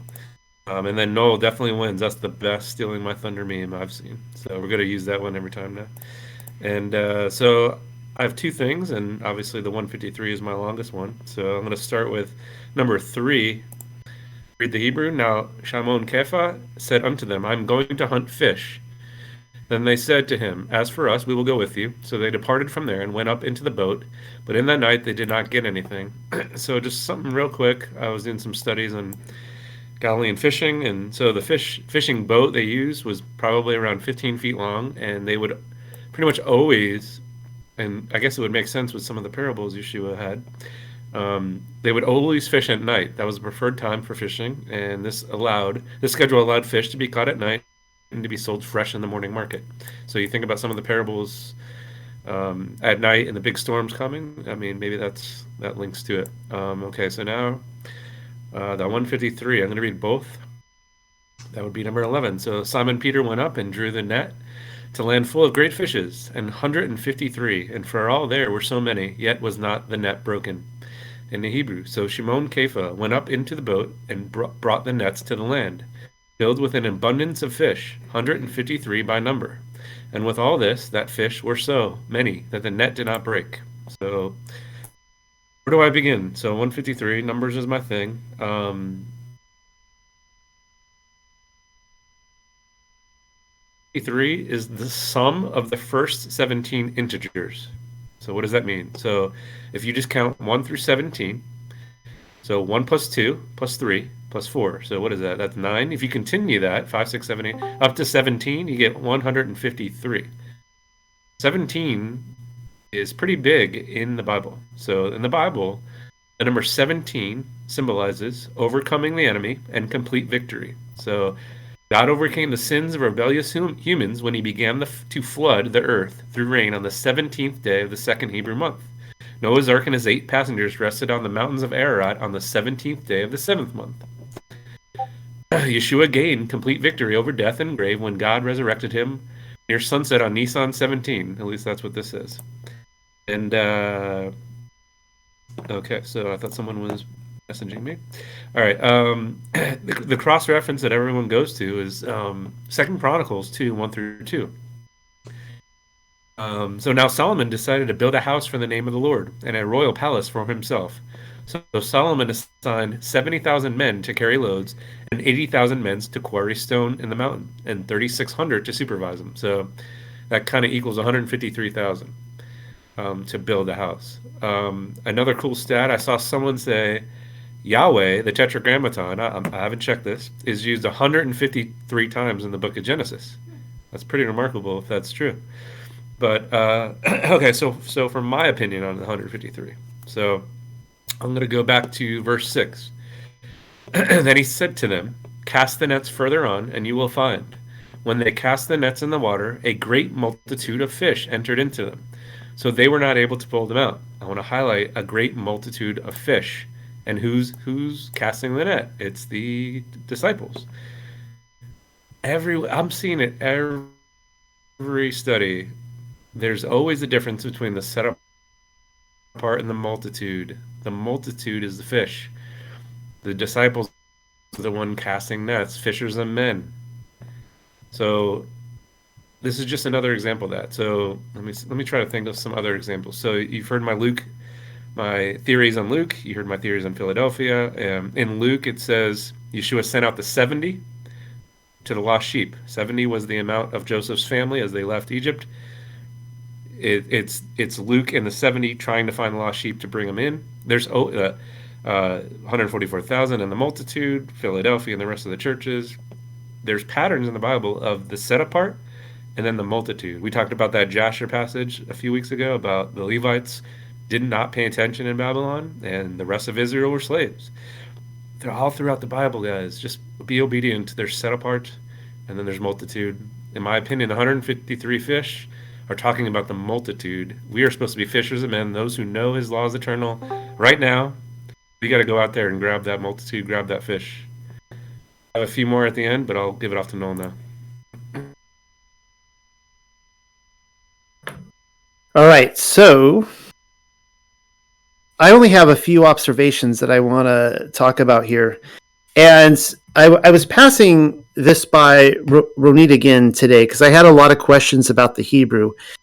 And in the Greek, this is a popular chapter because when I'll just say, when Jesus or Jesus in the Greek is asking Peter if he loves him, he asks him. We all know he asks him 3 times, and as he continues to ask Peter or Kepha, he gets more and more offended, or not offended at Yeshua so much as that he's getting anxious in a way because why does he keep asking me this question? Well, in the Greek, Yahusha asked him if you. Keep in mind, there's 5 different types of love in the Greek, and Yeshua asked, "Do you agape me?" Which is like the ultimate form of love, and Kepha responds that I philo you. He doesn't say I agape you, and these are some of the things we lose in the English translation. So he doesn't. Keep in mind, this is the Greek, so Kepha doesn't respond back that he's like almost disagreeing with him in a way. He's like, no, I don't really agape love you. I philo love you. And Yahusha asks again, do you agape love me? And he says, well, I philo love you. And then finally, the 3rd time, Yahusha doesn't ask if he agape loves him. He just, do you philias? Do you philo love me? Like, do you? Okay, fine. You don't agape love me. Do you love me as a brother? And he says, yeah, I love you as a brother. And so I had to pass this by Ronit. And what does the Hebrews say? And she says that there's only one word for love. And so I just kind of wanted to clarify that because I've always found this passage to be very profound, studying it in the Greek. And now it doesn't seem to have that context. And I don't know if the person who was translating, obviously they're taking liberties because the person who is writing this into the Greek is saying, well, we have 5 different forms of love, and so I'm going to say that Kepha just said philo, right? Like I don't know how they figured that out, but I wanted to point that out, that in the Hebrew it's just, do you love me? Yes, I love you. Do you love me? Of course I love you. But do you love me? Yes, I love you, right? It's just love. There's just one word for it that accounts for everything. The next is kind of just, this isn't like an in-depth scriptural thing, but I have to say that I actually kind of identify where Kepha is at in his life here. And Yahusha tells him, he says, truth I say to you, this is after the love section. Truth I say to you, when I was a young man, you were staying and going to the place of your pleasure, which is interesting here that in the Greek, he says that when you were a young man, But now it seems like Yahushua was saying, when I was a young man, if I'm reading that right, it seems to be that's how they translated this. So Yahushua is like, when I was a young man, you were going wherever you wanted. But when you become an elder, you will stretch out your hand and another will go after you. Now, it seems to be like tradition gets this right, that they always pictured that Peter or Kepha was the oldest or an elder of the group. And it seems to be here that he's older than Yahushua. It says so right here. But I kind of always identify that because I look back at my own life and I was like, because I've really been thinking about that, like through, COVID and everything, like, man, I used to just go wherever I wanted, just any day, hey, let's go to, let's go to Paris, Paris, let's go to Africa, let's just, wherever we want, let's go have a vacation in Hawaii. And I feel like, like I haven't reached that place yet. Like I'm not there yet where, that transition where he says, like, Noel, you're gonna go where I tell you to go, and you're gonna go to places that are very uncomfortable that you don't want to go. And anyways, I kind of feel like I'm in that transition right there. The next thing that's kind of interesting is that, and I want to point this out on the timeline, is that Yochanan seems to be speaking of confidence of Kepha's death. I get the feeling that when this was written, that Kepha has already died. And I've pointed out before that Yochanan is not even confident of what Yahushua said about him. He says here, he says, therefore this word went out among his brothers that this Talmud he would not die. But he only said, I want that he abides here until I will come. What is it to you? So even Yochanan is not confident that he will be around for Yahushua to come and snatch him. But it seems like Peter is dead here. Now, there's a point to this. According to the timeline I'm looking at, that we really don't know when Kepha died, but they say it was like 64 AD or around 62 to 64. Well, if what happened in 66 AD is legit, which I think it is, what I have said it is, it means that John would have only written this book within a couple years, towards the last couple years of his life. Now, that goes with the official narrative, too, in the sense that they say this was written in the 90s, which I find ridiculous. I even just looked it up before this, and they say that the Gospel of John was written in like 90 AD. I find that to be ridiculous. But they're at least admitting that it was at the end of his life. And my ultimate point here is that he knew, like John knew, that like he was in that generation. That generation was coming to a close. He knew something was going to happen. Kepha has already died. Probably some of the other Talmudim have died. There's not many of them left. They're being persecuted. Jerusalem's about to fall. And yet he still sits down to write what I consider to be a masterpiece. I think the Gospel of John is a masterpiece within Scripture. It is one of the finest books written, just gripping story. And that should be an encouragement to all of us, that whatever times we find ourselves in now, like we still want to produce good product for the kingdom, right? We want to sit down and make some good product that is going to, to be the fishers of men, right? Up until the very end. And of course, Revelation as well. And finally, and this is it, and I'm going to hand it back over. I don't think I've stolen any thunder from Michael Robb. I just wanted to go through my fourth point here is that the last verse in this book is like John, as a writer, he knows how to begin a good story and how to end a good story. It's testified in Revelation and here, like the last the verse of Revelation, like the first verse of John and the last verse, like they're really good. And this is one of those that excites me more than almost any other passage about Yahushua. I just love this. And it says, and many more things Yeshua did, that if all of them should be written, I think all the world would not be able to contain the scrolls which would be needed in their writing. That just excites me because I'm like, we got 4 Gospels in canon. We've got probably several more. And yet that doesn't even begin to account for all the things that he did in that ministry and his life.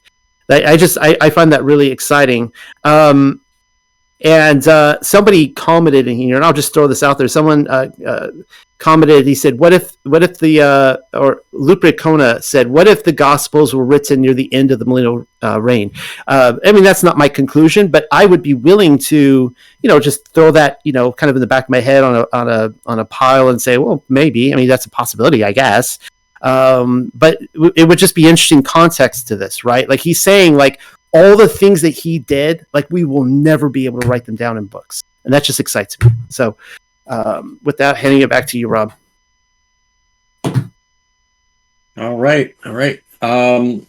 Just one piece here I wanted to touch on is verses 8 and 9 regarding to Yeshua's barbecue. We see here the Talmudim came with boats, for they were not far from the land, only about 200 cubits. So they went down to the land and saw a prepared fire with burning coals ready, and fish set upon it, and bread. So obviously Yeshua here is pulling out the barbecue, getting things ready, and the burning coals. It's like a beautiful fire and coals that's being mentioned here, with fish and bread. So, well, I'll finish it off here. And then Yeshua says to them, "Bring some of the fish which you caught just now." And so Simon, Shimon Kepha, went to the boat and brought the nets to the land, filled with abundant fish, 153, etc. And then Yeshua says, "Come and eat." So, a couple things that we see here symbolically, you could read into this. The coals, the barbecue, so to speak, with the fish, the bread. I mean, we read in Job chapter 28:5, "As for the earth, out of it shall come forth bread. Underneath it, it was turned as a fire." The fire and coals represent underneath, and Leviticus 6:12-13 mentions it being a continuously burning for offerings. So if you want to tie in the fires beneath, it's continuously burning offerings. The bread is from the earth, Numbers 4:7. It's an eternal, continual bread. So we see these tie-ins of what this barbecue could represent, of the earth being represented here with the bread and fellowship, with the earth with the fires with offerings, and then you got the fish. So regarding the fish that's on here, I would kind of relate that also to the peoples. And when we tie in this, we see that in Ezekiel 29:5, a prophecy against Egypt, we see he's saying that I will abandon you to the wilderness, you and all the fish of your canals. So tying in the fish to the peoples that are being abandoned to the wilderness. And here we see Yeshua doing this fellowship gathering, and all of these pieces just represent something on a larger scale. So much symbology of what Yeshua does. So I just wanted to tie that in. That's kind of what I saw of what this meal and fellowship was kind of representing in the grand scale of things, because I can only imagine Yeshua's doing this on the lowly level with just his Talmudim, but on the higher levels, it means so much more. That was it that I wanted to share with what I had, and I will pass it over to Michael. Alrighty, I made a big list on not a big list of our highlights, but I only have two real quick. Finish this off on chapter 1. I'm going to start with 14. Oh, Michael, before you go, so we're done with chapter 21 before we do that, right? We're all done? I have two quick things left of 21. Oh, on 21. Okay, I thought you were saying chapter 1. Sorry. Oh, no. Okay. No. And by then it was 3 times that Yeshua had revealed himself to his Talmudim after he returned to life. I guess I should have read the Greek too. So this is the Greek. This is now the 3rd time that Jesus showed himself to his disciples. After that, he was risen from the dead. The Hebrew does a better job, in my opinion. So it's talking about he was risen from the dead, but in the Hebrew it says he returned to life. amazing is that? I don't know. It has a deeper meaning for me, because this wasn't a Lazarus resurrection. He didn't just return to life and he's got to die again. This is eternal life. So I just thought the Hebrew did a better job than just risen from the dead.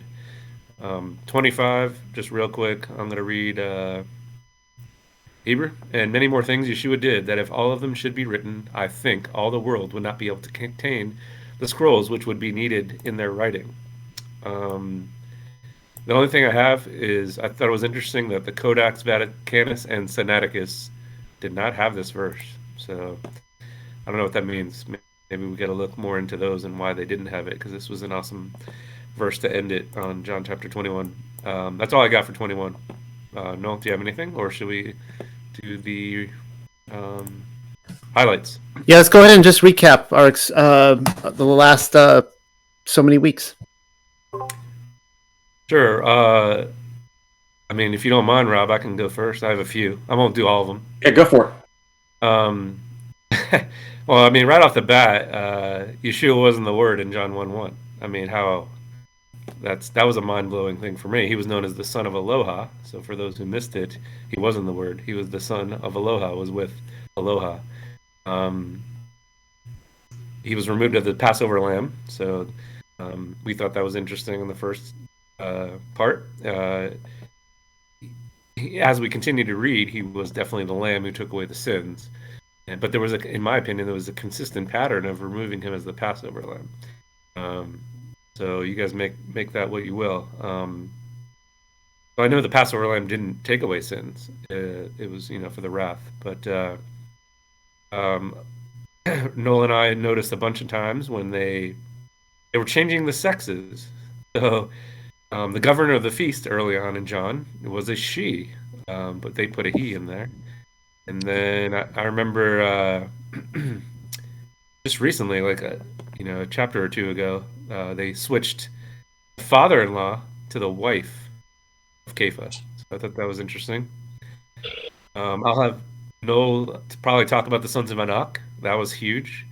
It was the giants, right? It was literally the sons of the giants. I thought the Hebrew did a better job, not only on obedience, but I would say removing the standard Catholic Trinity doctrine. They did a great job on the differences, where there wasn't as much confusion. Then I'll end. Well, I got two, and then I'll end it here. So the other one was Hanukkah. Yeshua didn't celebrate the Feast of Dedication in the Hebrew, John.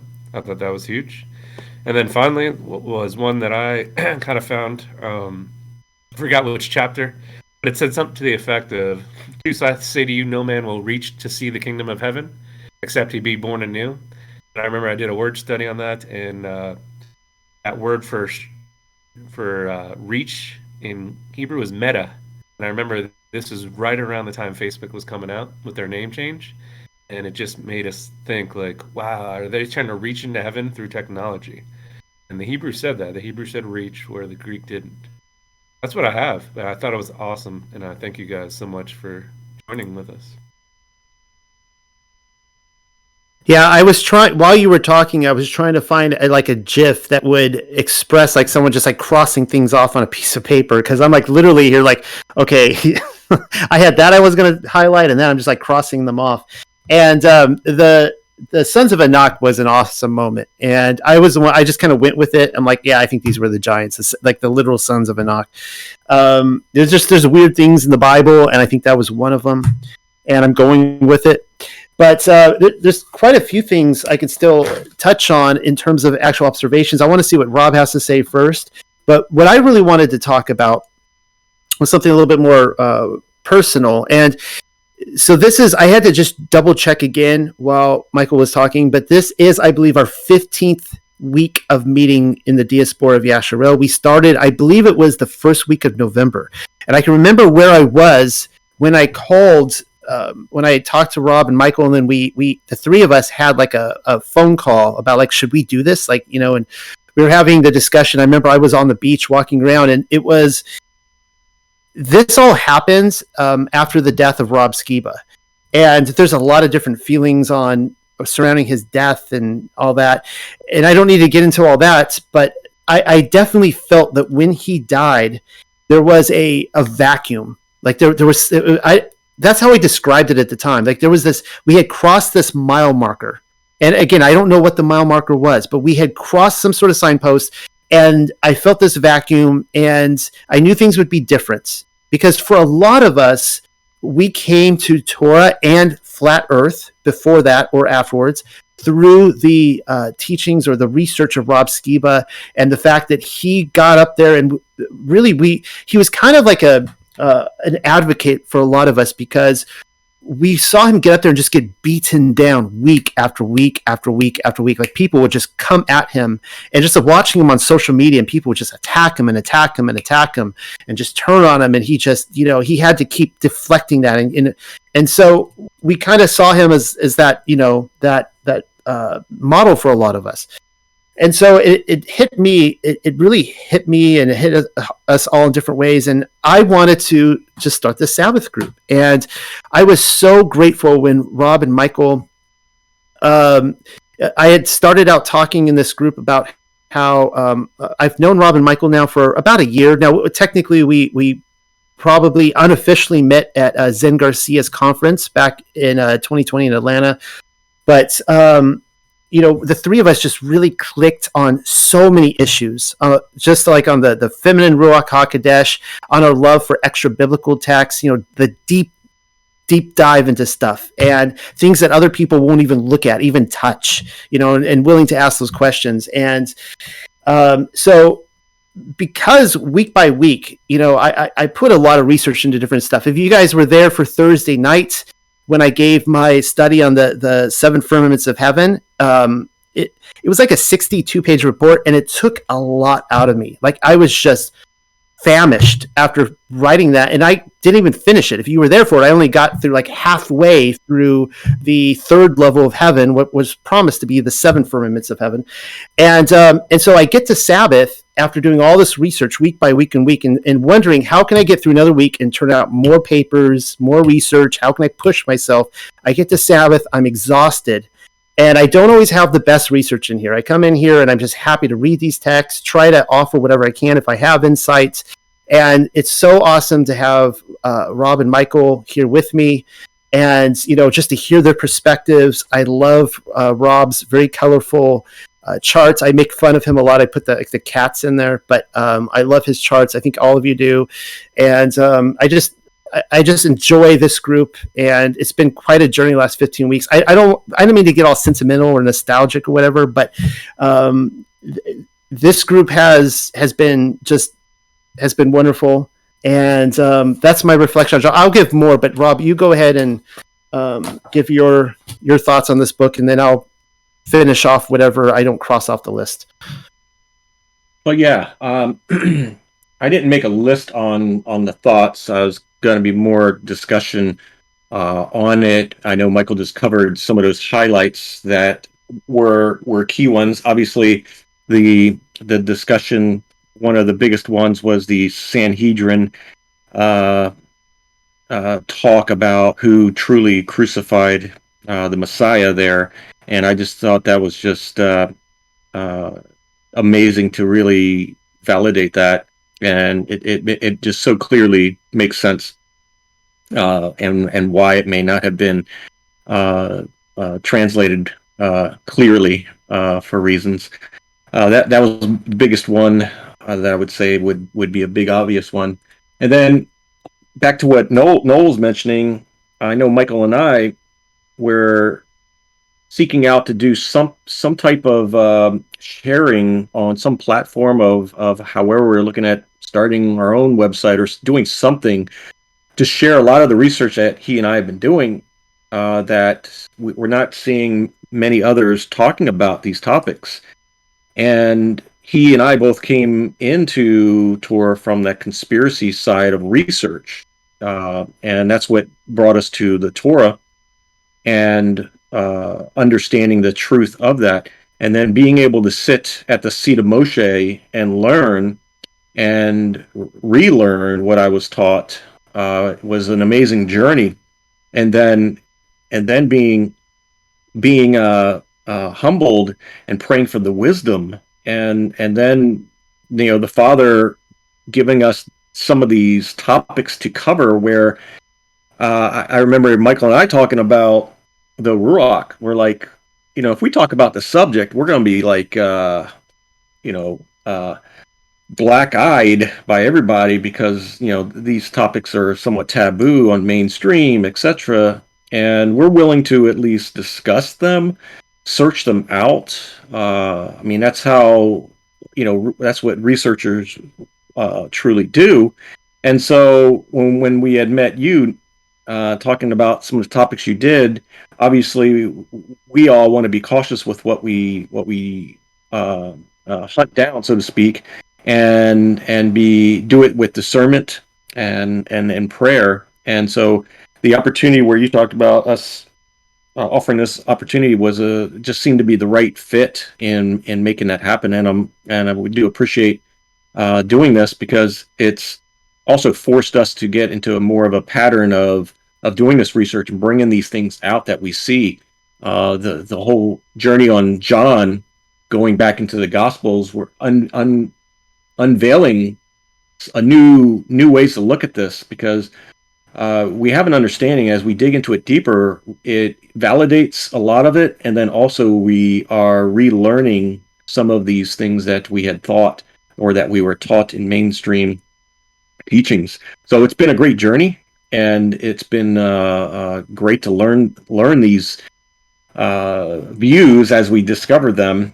And I look forward to doing more into Revelation and other books with this. And one of the best things that I do like about this format that we have is that, like you mentioned, none of us talk to each other on what we're studying, what topics. Michael's doing his own research, I'm doing mine, and Noel's doing his, and then we all come together and we speak on these topics, and we'll bring fresh views from what the Spirit is speaking to us. So I enjoy that part, and I hope everyone else that's listening and following along has been a blessing to you, and a filling a hole or gap, or at least you're learning something from it. And as everything, whatever you hear that I say, research yourself. Don't believe it. Prayerfully consider it and do your own research. We're all accountable for our own salvation, our own soul, and we must do so in prayer and in love. And that's what I want to follow up on that. I'll pass it over to Michael. Did you Yeah. did you hear that confession? They targeted me, and I've never said this before, but they actually rode up to my house on a couple bicycles like some Mormons, and they knocked on my door. Yeah. Just real quick, and then we'll open it up. I just wanted to speak a little bit. For those who don't know, like Rob and I have known each other way longer. We've known each other personally way longer than this, since joining the server. And like he was saying, we've done a lot of great studies and on our own. But I just, I've learned so much just doing this, taking the time out of my day, each week, and getting into the Word. It's truly been a blessing for me personally, and I just hope that you guys have gained a lot and grown a lot as well. And it's just awesome. Like, it's one of my favorite nights, to do these things. Like Noah was saying, it's a perfect fit, I think, just the way all three of us and how we've come to this truth, and the humbleness, and we're willing to look at any particular topic and kind of examine it, and it's just a beautiful thing. So thank you guys. Love it. Love you guys. Should we open it up? Maybe? Well, I still had a few. Yeah, I got all Sure, sentimental, but let me go get some of my recaps of John. I was crossing off. I wanted you guys to get yours in first. And so here's a few things that I noticed is that one of the big differences, Michael already talked about the son of Eloha versus the Word, but John chapter 1 also shows us that he wasn't writing it to the Greeks. And we addressed that in chapter 1 where he says you, and he's writing to the Yahudim. And so that's a big difference there in understanding this book when it has constantly be seen as a Greek book, especially with the whole logos theme that is now removed. Another interesting one is the John 17, where I really like the placement of the word ikad in there. And this takes us back to Deuteronomy 6:4, which says Elohim is one. And in this context, we really see it, explaining away the Trinity again, in my opinion, because it's a problem if he's saying that no, they're going to have their explanations for this, but he's praying that we would be Echad just as he is Echad. Like we're seeing what it is for the Elohim, Yahuwah, the Elohim of Yashar'el to be Echad, and I really liked that in John chapter 17. The one thing though, I really wanted to two things I wanted to touch on.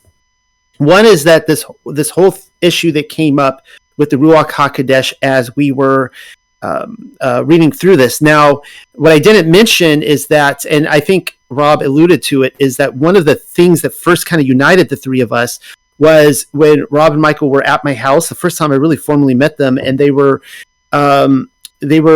talking about the feminine Ruach HaKodesh, and I made some comment about there, like, hey, I haven't really researched that, but I'm interested, why don't you sell me on it?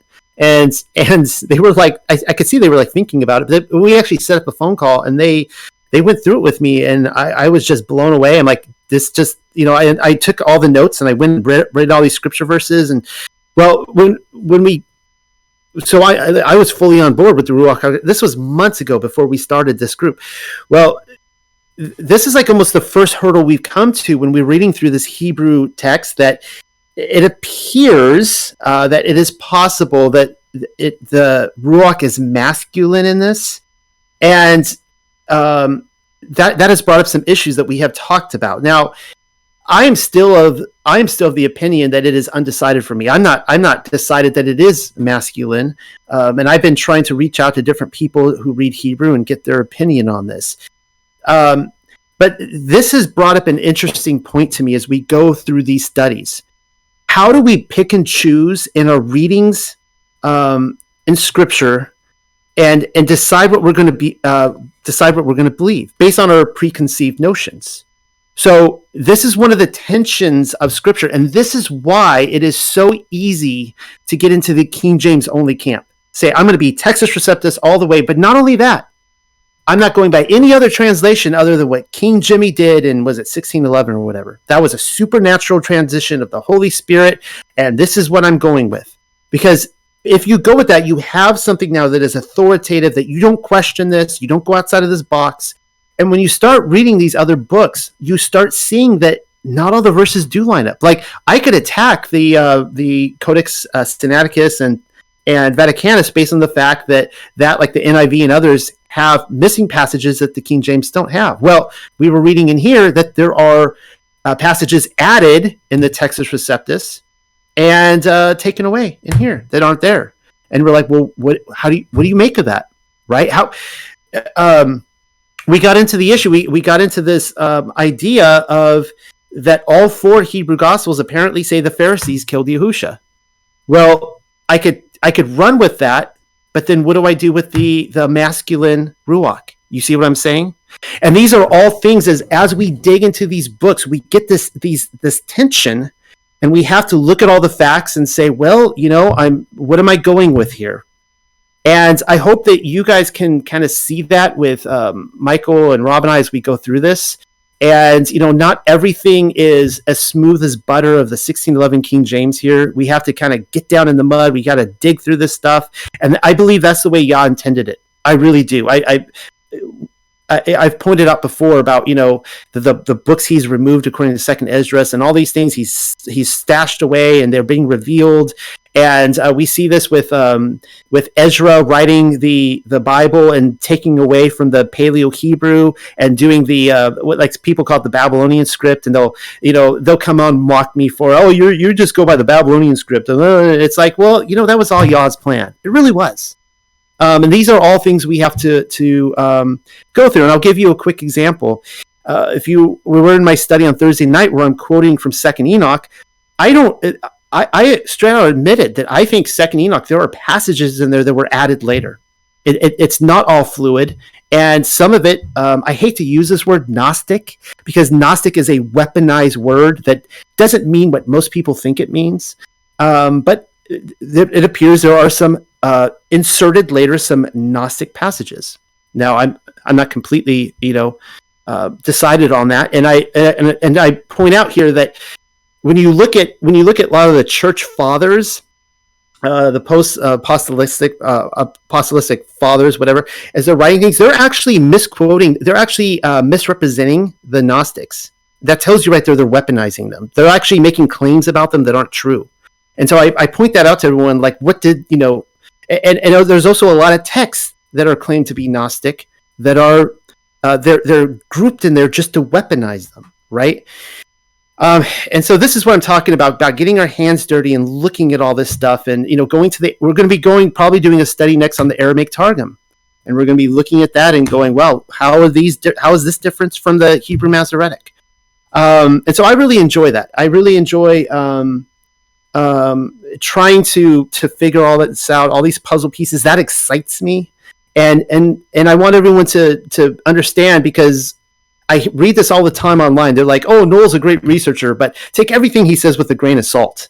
I see that like a common phrase. I see that everywhere. And I'm like, it's like Rob just said, like, don't take anything I say as the Lord saith. I'm just quoting from these books. You go back, you read them for yourself, and you decide. And one other thing that I want to just lay out really quickly, a quick case. I don't want to take all your time tonight. Was I found it interesting that Ronit was very, very nervous about talking about the Pharisees being responsible for killing Yahusha. And a lot of it comes from her background as a Spanish Jew and stuff like that. And she's really nervous about it. And she's told me about that. And, she was like, yeah. And I kind of see why, because I as the last week, I've noticed since I put it out there that a lot of people have been responding to me exactly as they were almost, I feel like, trained to do. And there's a lot of like, Jewish guilt, a lot of, Holocaust guilt. And they're like, oh no, that's not true. No, they're like, nobody killed Yahusha. He laid down his own life. Therefore nobody murdered him. And I'm like, well, okay. Like, I just want to point out here that, like, that is clearly true, that Yahusha laid down his own life. And we see repeatedly in the Gospel of John and these other Gospels where they tried to kill him and they couldn't. You know why? Because it wasn't, he hadn't laid down his life yet. They were not able to kill him unless if, he gave them permission. But I add this. If someone were to come to kill my family and I were to lay down my life for my family and I were to die in their place, I don't think Yah's up in heaven going, well, Noel laid down his life for his family. Therefore, the people who killed him, they didn't really kill him. They didn't really murder him. I'm going to, cross out their murders. I'm not going to hold them accountable for that because, that doesn't really count. I just want to separate here that there's a huge difference. And I bring this up because it seems to kind of be bubbling up with a lot of people this week, that they don't want to address this issue, that the Pharisees really did try him and kill him and torture him. There's a reason why there's a clear agenda. I don't know if it's a clear agenda. It's an agenda that the translators are clearly leaving this out. I just kind of want to just, you guys know me. I just like to say it as it is. I don't like to doctor things. I don't like to make things politically correct. If I see it, I like to say it, and I said it. Said my piece. With that, go ahead, Rob and Michael, and then we can open up the floor. Yeah, I can follow up. Two things I want to follow up on is one is the Ruach, talking about that in here, and we see that on the Ruach, it's talking about we see the Ruach HaKodesh, and then we also see the Ruach of truth. And I am perfectly fine with changing my thought process if these are separate Ruachs that have different functions, or if it's or if they are one and the same. It's not 100% clear. So I keep that mindset open. And when we discover these things and reading it in a masculine form, Perhaps the Ruach of Truth is a masculine form, and the Ruach HaKodesh is not. I don't know. It's one of those. It's one of those things that you've got to be open-minded with.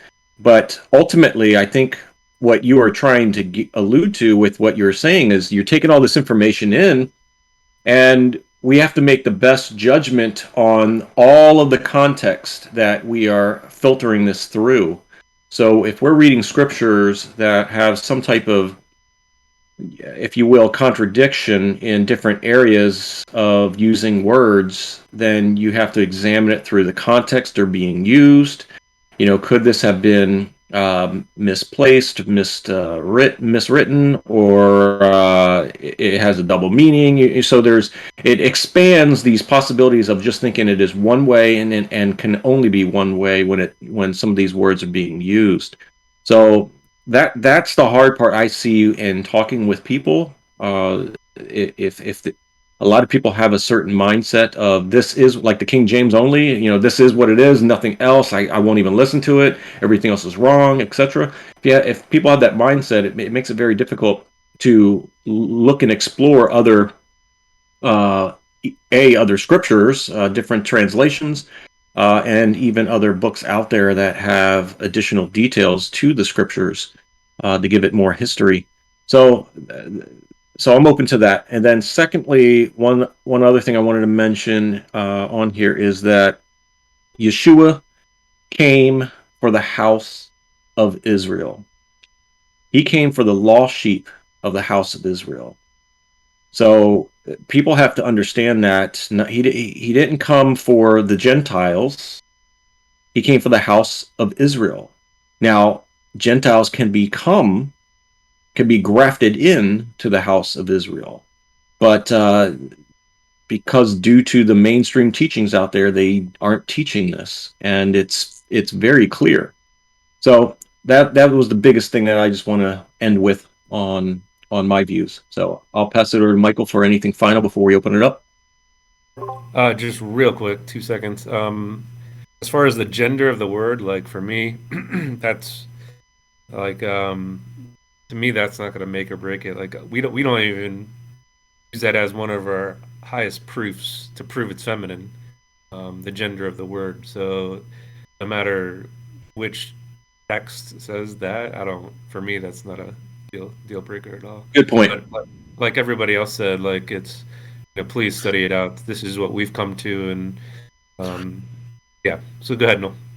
Well, yeah. So when it comes to stuff like this, it's always difficult having conversations on a large topical issues because obviously I myself cannot be proficient in every single area. So like one thing that I don't have a lot of wisdom on, and I admit it openly all the time, is the calendar. Like I always, tell people like, welcome to Torah, because it's one of those things that people argue about. And I start talking about anything about sunset, sunrise hours, night, darkness, light, Saturday, seventh day, moon, whatever there's always people, they start throwing in all their expert opinions on.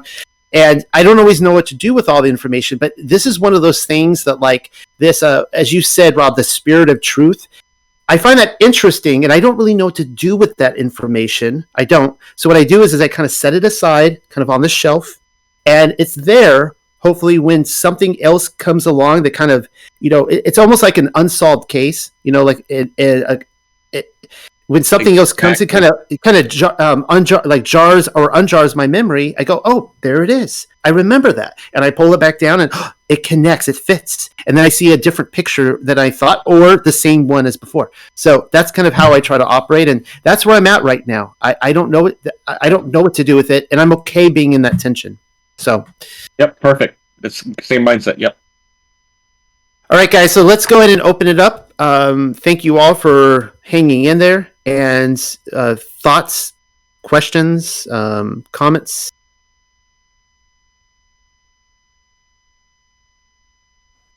Yeah, this has been great. Praise Yah.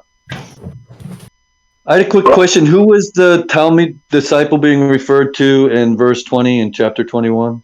The one who had his head on Yehusha's chest? John. Okay, John. And secondly, last week we were reading about the oath that when was we? Was it Thursday? We were reading about the oath that Eve made. Right. Where did we read that in? Because I just read it in the Book of Adam. Yes, there's two books that are very similar to each other. There's the Book of Adam and the Revelation of Moses, and both of them are very similar, but also have some differences. Thank you. I had one thing I wanted to mention, just about 3 days and 3 nights, and another question I have for y'all. But the 3 days and 3 nights, I don't know exactly how that all works out. I've played it every which way from Sunday, and I'm still not convinced on any of them. But there was an interesting one I haven't heard many people talk about that I was thinking maybe might have some merit to it, and it was the idea that when the eclipse happened, or when it went dark and then came back light, that dark time was actually counted as a night. So like when he died, that was the day. Then it went dark, that was a night. Then it became light again, another day. Then the sun actually set that day, so that would be another night. So it would, if it was like on a Friday to a Sunday, and you can't fit 3 days and 3 nights in there, the only way you could is if you counted that eclipse as an extra night and day that came in. But that was just a thought I wanted to throw in there. And the question I have for y'all is this particular manuscript we're reading from. I think it's the VAT EBR 100. Vatican something 100. What I looked up about it said it was, and I don't know if this is true, this is just what I was able to find on it, is that it was a 14th to 15th century document translated from the language Catalan into Hebrew, and it was found it was either by a Spanish Jew or it was found in Spain and is in the Vatican Library right now. Do any of you guys have any information on this manuscript as far as when it did came about and whether it was a translation from another language or originally written in Hebrew? So the research that I have done on this document is I did not see any connection to the Vatican. I could be totally wrong about that. I'm not saying that this is not held in the Vatican right now, but this document was discovered around 1805 or the whereabouts, which is kind of an interesting time period for all of us doing our research. And that's something I actually I'm developing a talk on that one Thursday night, perhaps, where I'm going to go through all these books that were brought to our attention in the 1800s. Well, this book, this document comes from a collection of almost the entire New Testament, which was in Hebrew in India. Comes from a synagogue in India. So this was, according to, again, what I researched on this. And so it seems like you and I came to very different results, and I could be completely wrong. But it was a missionary. I don't recall his name at the moment. He went over to India. He went to a synagogue, and he saw the entire New Testament written there, all 4 Gospels, Revelation, Jude, James, including some of the epistles of Paul. And these books were used by rabbis, Jewish rabbis, to study Christian thinking. And I point out that's actually really interesting, and actually I think lends to the case of these being more authentic, because if they were looking to smear Christianity or Christian thinking or Messiah, they didn't have to make it look attractive. And these texts, from what we were reading, are way more pro-Torah than the Greek. So that's interesting to point out. And the same translators believe that the writings of Paul are not legitimate, that they originate from Greek, but they're making a case that Jude, James, Revelation, Matthew, Mark, Luke, and John were all written in Hebrew. And that's where I've gotten on this. And I think it's interesting that these books, according to this narrative, have been around, sitting in a library. These were sitting in it might have been an Oxford library. They've just been sitting there for like the last 200 years, and nobody has been interested in. No scholars have touched these, and I think I know why now. I think we discovered it. like somebody made a comment in here, like nobody expected Ronit to to come along. She saw, like, that was good detective work. I think she solved it. I think they were reading these texts and going, nope, can't have that. And I think that they kind of buried them, and they're kind of just coming to light now. And I think for those of us that have been in this study, we're on the cusp of something. I think we kind of stumbled upon something that is very profound. So those are my thoughts. And my thoughts to follow up is that, yeah, I mean, this could be a translation from another language. It's possible.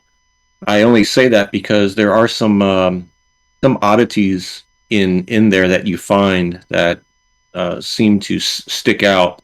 So I reserve to say that it is possible as far as that goes. So.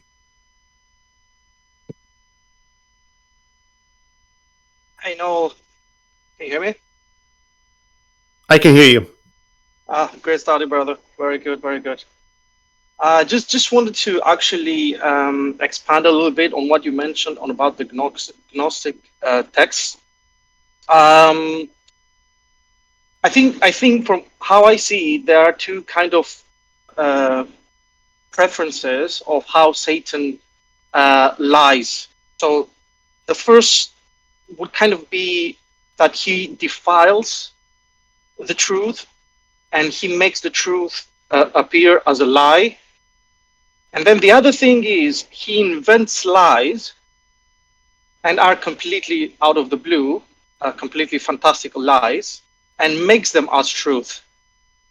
So if anything, if Satan knows some things to be as truth, then I know that he will want to defile them. And then we have the other deception, which actually are completely different. It's a different category, which are completely made up lies, and they appear as truth. And I think he's done both of them. Now, when it comes to the first category, which is basically making the truth appearing as a lie, then I wouldn't be surprised if he actually attacked the Gnostic text. And from my understanding, the reason why actually Yeshua spoke with parables is actually to make it easier to people to understand some Gnostic beliefs. And I wouldn't be surprised, and this is a speculation, I'm not going to say for sure that this is actually a truth, but it's a discussion and it's just a speculation from mine. I wouldn't be surprised if the true knowledge which we are supposed to know is the knowledge of the heavens, which actually is the knowledge, that we possibly will be acquiring when we get into heaven, or we actually understand the truth. And that is the same kind of knowledge that we see in many Gnostic texts. Because think of it this way, if Yah sees us as children, or even Yeshua says that feed the lambs, which Mike very well said, the lamb is a young sheep. That means that we are children at the moment, and when you explain something to children, you explain it in a way to actually understand them. But that means that is not the proper way to explain it to them. It's just a way to actually explain it to people who don't understand, which is what? The young children. So in a sense, in this life, I would assume or presume that we only are supposed to understand the parable side of things. And obviously we have also the Gnostic texts, which they are there if we want to dig deeper, which is fine. But that's the main purpose. And then we have the true knowledge, which we see that actually Jesus taught to his disciples in secret. Why? Because it's possibly concepts that are very difficult to grasp. And by that I mean, because it was in secret, even those knowledges Satan took advantage of, and he kind of defiled them. So that's why, I totally agree with you that the Gnostic texts, it's a knowledge, And we just have to, when we read the Gnostic text, we just have to act for discernment, I believe, in order not to read a Gnostic text which has been possibly corrupted. And if we read such a text, we need to read it with a very grain of salt, or be very discerned and ask for help from the Ruach to help us make discernments where the truth is in those Gnostic texts and when the lie is.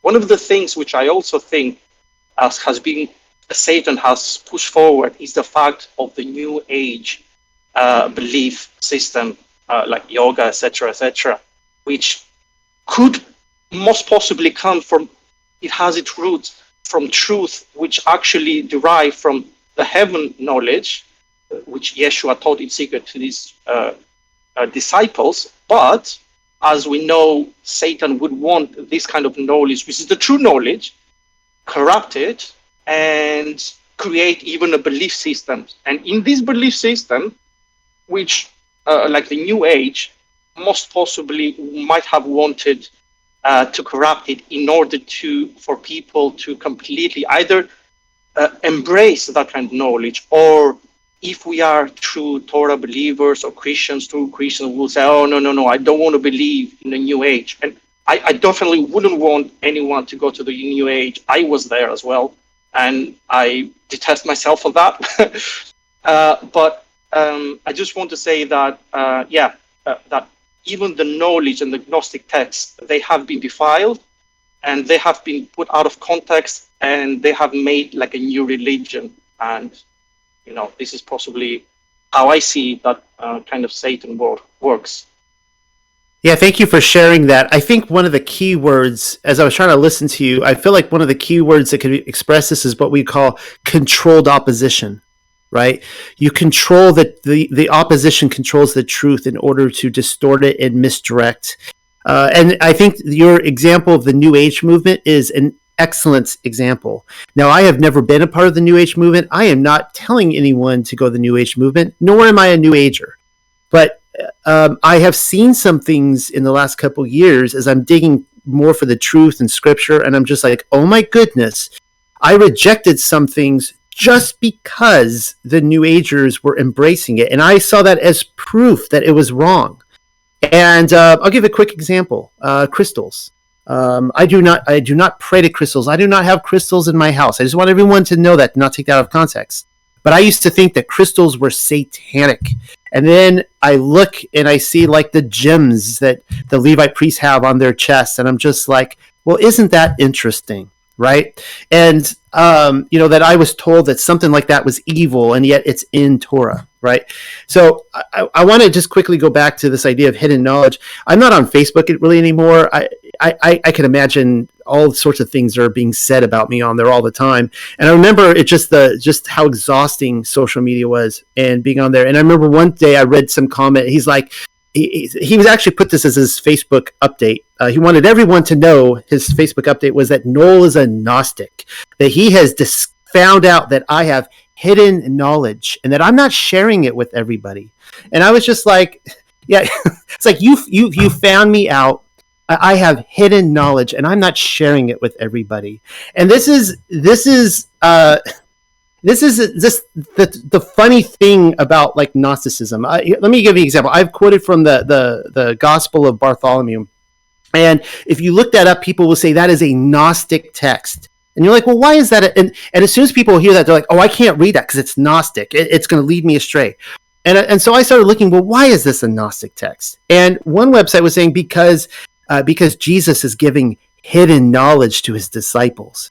And I'm like, you've got to be kidding me. Because if we have just defined Jesus giving hidden knowledge to his disciples, you have just claimed that all four gospels are Gnostic.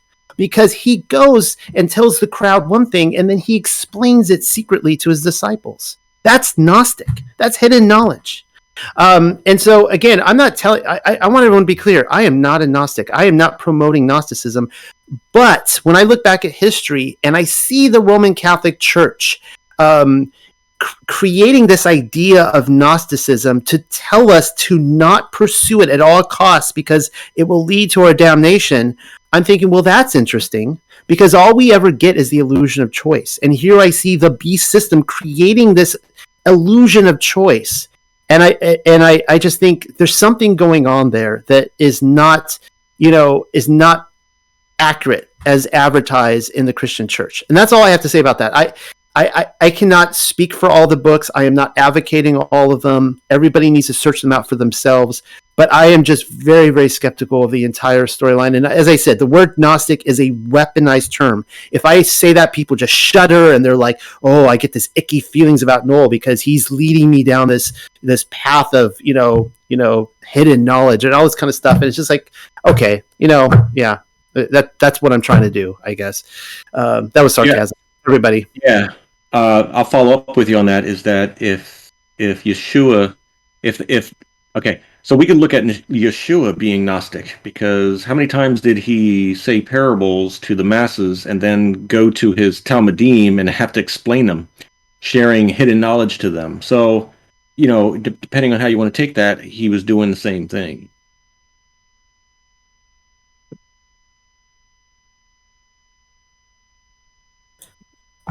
Well, now that we've opened up that taking the baseball bat to that hornet's nest, does anyone else have anything that they'd like to comment on?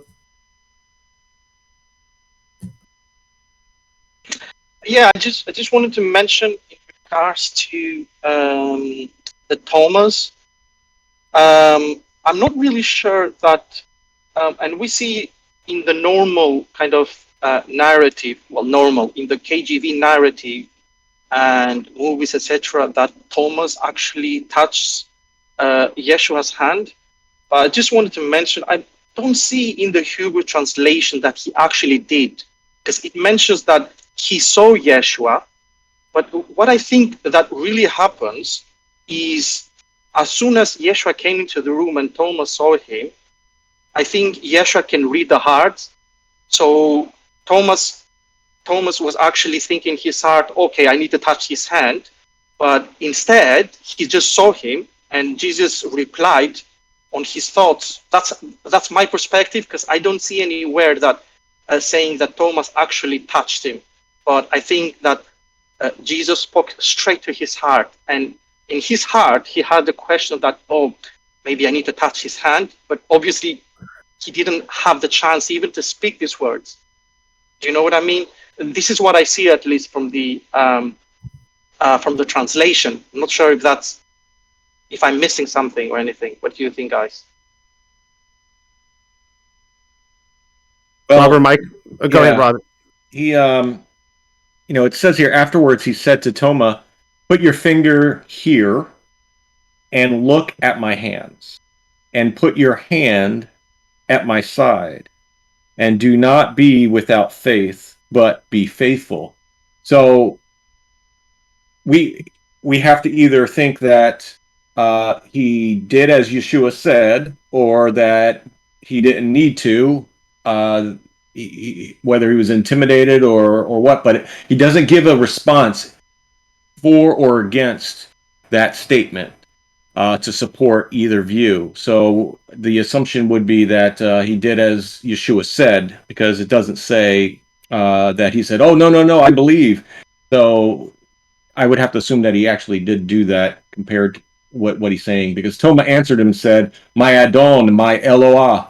So that could have been at the point of him touching and then him realizing and then him saying that, or it could be he didn't touch him and he just declared it. But it's not, it doesn't give an answer either or. So I'd have to support that he was obedient and did as Yeshua said. So, well, I don't think from how I see it, and I could be wrong, but I feel that Thomas wasn't there in the first appearance of Yeshua, and I think because he already had a predisposition not to believe Yeshua that he was resurrected unless he saw him. And think because he missed the first appearance, which was I think on the first day, and he saw him on the 8th day, and I think his kind of faith was kind of fading away, and he was putting on his mind and to his friends that, oh, once I see him, I will definitely want to charge him. But then when Yeshua appeared, he didn't even go there, because when you see the presence of Yeshua in front of you, shining and everything, just don't go, okay, now I saw you, let me touch your finger. I kind of feel a little bit strange that he would actually go all the way and touch him. I think for a person like Thomas, which especially when you're in the present, sometimes we speak some words behind some people and we say, oh, when I see him, I'm going to do this and that. But when the rubber touches the road, then things are different. You just only need to see him, I think. Yeah. No, I agree. Yeah, I agree with you. But my point was, it's not clear for either or. It's just we would have to, just like we're speculating on whether he did or did not. I would favor towards that he did, but it could be argued. Yeah. Yeah.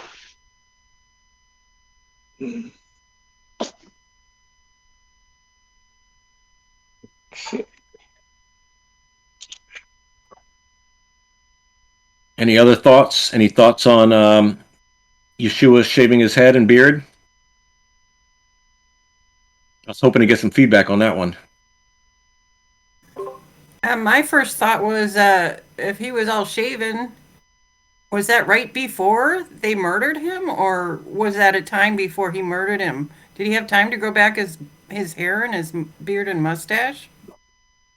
Well, yeah, that's the thought. Is I would presume it was after the resurrection that because all this, if it's according to the possible theory, if he had the sins placed upon him at his death, and then resurrected, I would have to think that he's resurrected in a new body, and there's no need to do such a thing. But seeing all the symbolic purposes of the cleansing and sanctifications of the altar, the priests, of uncleanliness, all of these things that have to deal with uncleanness and sin, etc.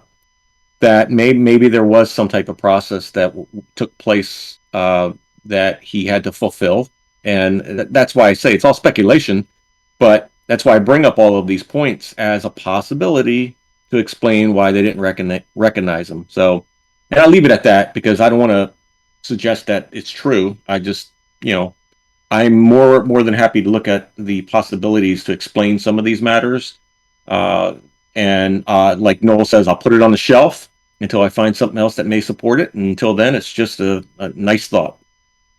I think it's quite possibly they weren't expecting him. They, who comes back to life, or is risen from the dead, or returns to life, even though he told them. So it was almost like, oh, you're here. Oh, yes. It makes you also wonder if the new resurrected body that he came back in or of was looked differently in some manner. Maybe it was perfect in some type of way, whether how we would judge someone's looks that have symmetrical face, and that how they look more handsome because of these features, etc. So perhaps the perfect body is perfectly symmetrical, is perfectly all that stuff. So you get the body 2.0 from what you saw before to this upgrade, so to speak. So that's That being said, Yochanan or John had no problem identifying Yahusha in his glorified burning bronze-like body in heaven, and that had to look very, very, very different from the resurrected body that appeared in John 20 and 21. Yeah, true. Can y'all hear me? Yes. Hello. Yes. I keep having issues with my sounder here.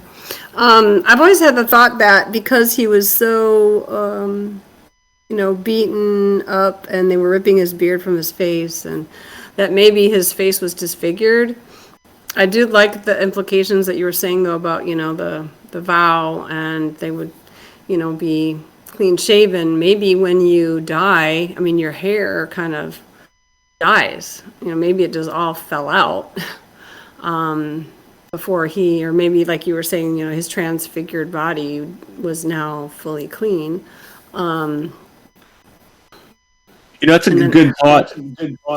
Good thought that you say there, because I wonder, there's certain things that are talked about when you're doing cleansing yourself, about cutting the hair, shaving, getting it all off. Could it be possible that in a body, the resurrected bodies, that we will be hairless? It's a good thought.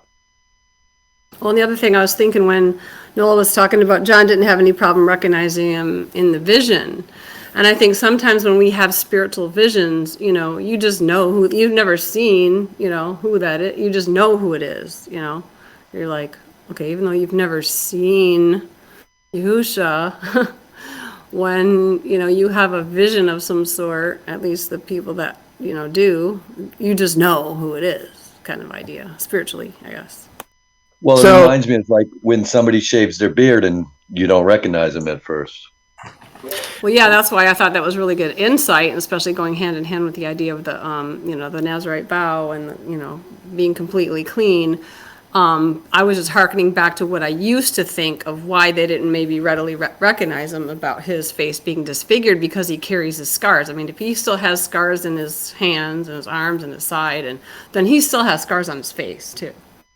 Well, they said he was beaten to unrecognizability and shredded to bits. So that was my whole point. That and again, if everyone's going to feel differently about the shroud, most people seem to feel it's legit. I've said that I've kind of opened up my, opened that up again, and willing to admit that I was wrong. That maybe it is legit. I don't know, but according to the shroud, I mean, you look at the man in there.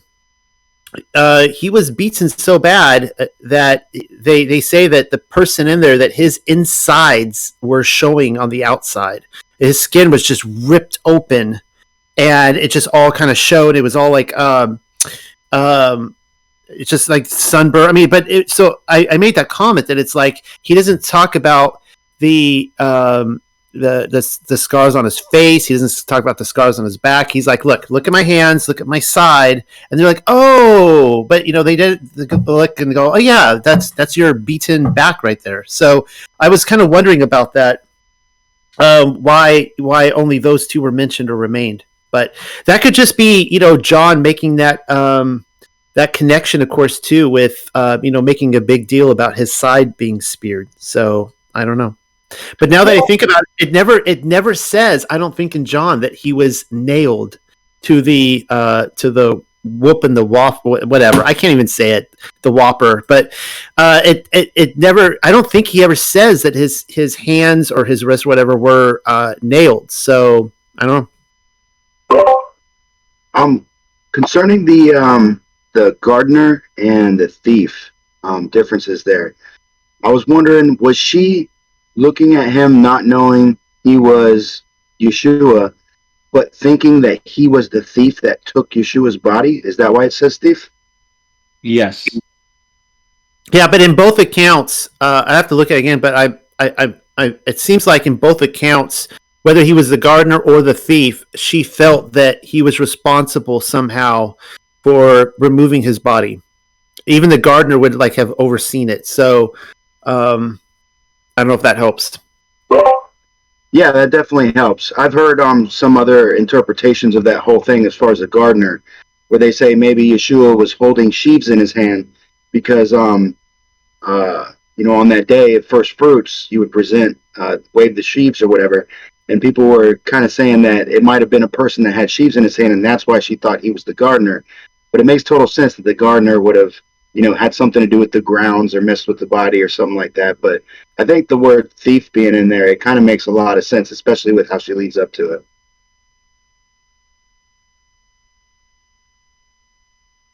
So now that we have solved the issue of Yahusha's Yahusha having shaven his head and his beard, now that word is on the street that Mel Gibson is making a sequel to Passion of the Christ, I feel like we need to write him and tell him that we have solved the issue of his his that he needs to be shaven in the movie. But it's speculation. Yeah, I was going to say I don't think the Catholic Church is going to go for that. Yeah. Yeah. And speaking for the Catholic Church, I just realized on the verse 23, because I kind of, since we kind of all start reading the scriptures, I start to see everything to explain it on how can we move from the traditional way which led us to away from the Torah, and it mentions and whosoever you will let go the iniquities, they will be let go for them, but whosoever you will retain the iniquities, they will be retained for them. Now, we know that it says this to his disciples, and we know that Yeshua's disciples, they were actually priests. And I kind of understand, this is my kind of speculation, I kind of understand how the current Catholic and Orthodox Church, they want people to tell the sins to the priest, and then the priest will forgive them. Does that make sense? But I think Yeshua here means that, and I think Yeshua refers not only to his disciples, which are priests, but he also mentions that as a general teaching that every one of us, we need to forgive others, rather than just putting that duty to a priesthood of sorts. Does that make sense? Well, so this last, I think it was August, Rob and Michael were there. We did a baptism event. Dave did one in New Hampshire, and then Hank did one in Washington. And I'm not sure if anyone else was in the room that hosted it. But the big talk I gave for that event is that we are all intended to be priests in the kingdom. And so, yeah, so anyone who is grafted in, who is a believer, who has crossed over, who's a Hebrew, you just fill in the blank. We are priests. That's my conclusion. And 2 years ago, when I baptized a group of people, they came over to my house afterwards, and I kind of like deputized them. I'm like, okay, so I've baptized you. Now you guys are to go out and baptize. And they're like, huh? Like they were kind of like, some of them were kind of new in the faith. Not all of them, but a few of them were. And I was like, yeah, like you guys, like you don't have to be a seminary student. You don't have to have a degree. You are a priest in the kingdom. You can go out and baptize now. And so it's the same thing with the forgiveness. Yes, we do not need to go to a priest, and confess our sins to be forgiven, right? Like we are that. We are that third party, I guess you could say, right? We can go directly to the Father. Yeah. For all those things. No, actually, that yours explanation, it's a better explanation, I think, because you're actually implying that everyone becomes a priest, which actually is the original purpose, maybe, in our lives, as we discussed with Bob the other day. Was it on Thursday? So yeah, actually, it makes sense. Yeah. Yeah, like give you another example. I'm going to drop another shock bomb tonight, and I've been saying this for like the last year now. Is that my wife and I are getting a divorce, and I'll probably there's like by a few of you, but we love each other. We have been married for 20 years now. She's actually pregnant with our next child, but we're actually divorcing the state. And we got married in Las Vegas. We eloped at 3:30 in the morning in Vegas. We are divorcing the state of Nevada. We do not want to have a contract with them. We don't want them to have any authority or sponsorship over our children. And so people like freak out when I say that, but it's like, are we going to go to a priest after this? A person with a degree who is, given the authority by the state of such and such? Of course not. No, we're not going to do that. Like it never says that in Scripture. Like what I love, my favorite passage is in Genesis, where the marriage of Yitzchak and Rivka, and it tells you like, how it was done. Like it's a really great, he just basically they make a covenant between or contract, whatever, all parties are in agreement, both fathers, mothers, the husband, the wife, and they go into the tent. And so like we'll probably have like a little, we're not going to have a ceremony. We're going to, go to another trusted brother and a couple witnesses, and we're just going to, seal it again. But what I'm saying is that it could be anybody. Like it doesn't have to be. We're not going to some priest or holy man to quote unquote marry us. Like we have been given. What I'm saying here is that as kingdom priests, we have been given this authority to baptize people, to marry people, to forgive sins, all that stuff. So. Good thing you explained, because my heart would just went out on my feet and then came back again. Okay, thank you. It's just like, that's a pretty intense. That's a pretty intense photo you have, picture, or I should say, composite image that you have there, Rob, of being baptized by Yahusha and coming out of the water. Yeah, it's me. I didn't know that's Rob. So because someone mentioned about not shaving your head as a priest or whatever, I went to the scripture, and as I was reading, I saw this in Leviticus. It says, and the high priest among his brothers on whose head the anointing oil was poured and who is ordained to wear the garments does not unbind his head nor tear his garments. So he actually would have a head covering on. That says unbind his head, but in the other version it says cover, what's it say? And that is consecrated to put on the garments shall not uncover his head nor rend his clothes.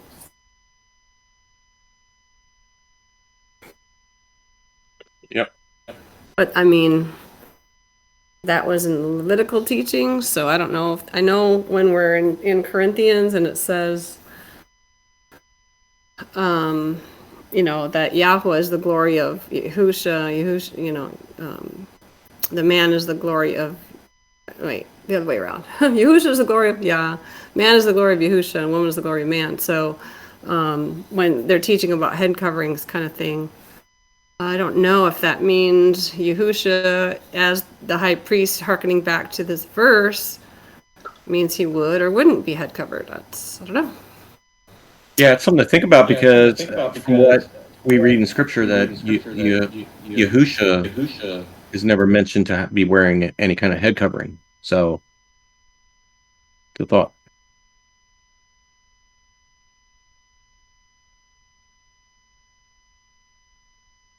That was me who put that Leviticus verse. What do you think about that, Rob? I guess I can read it here. So speak to the priests, the sons of Aaron, and say to them, and it keeps going, and then number 5, they shall not make any bald place on their heads, nor shall they shave the edge of their beards. Obviously he's not a Levite, but there's a lot of similarities. There's a lot of things the Levite things that. Well, I don't know if that stays in context. If you go to verse 1, it says for the dead. I don't know if that is within that same context or if that's a separate command. It's kind of confusing. Well, I would see that as, you're not going to shave your head unless you're being gone through some of those certain circumstances that are being mentioned. If they're a Nazarite, and the vows broken or anything like that. So, yeah, I don't foresee a priest being bald for any reason. It's just when the baldness only comes when there is a cleansing that's happening or needing to be happen. That's all. It's not like they're meant to be bald or stay bald, or I would have to presume that in the theory of, if for whatever reason, if Yeshua was bald for whatever reason, that he would then grow the hair out afterwards. Not to say that he would stay that way. So that's my Right, like it's done at the beginning in ordination as they coming in, fully clean, almost like, oh, you're in your new body kind of thing. And then after that, you wouldn't do it. Right. Yeah. Just thought.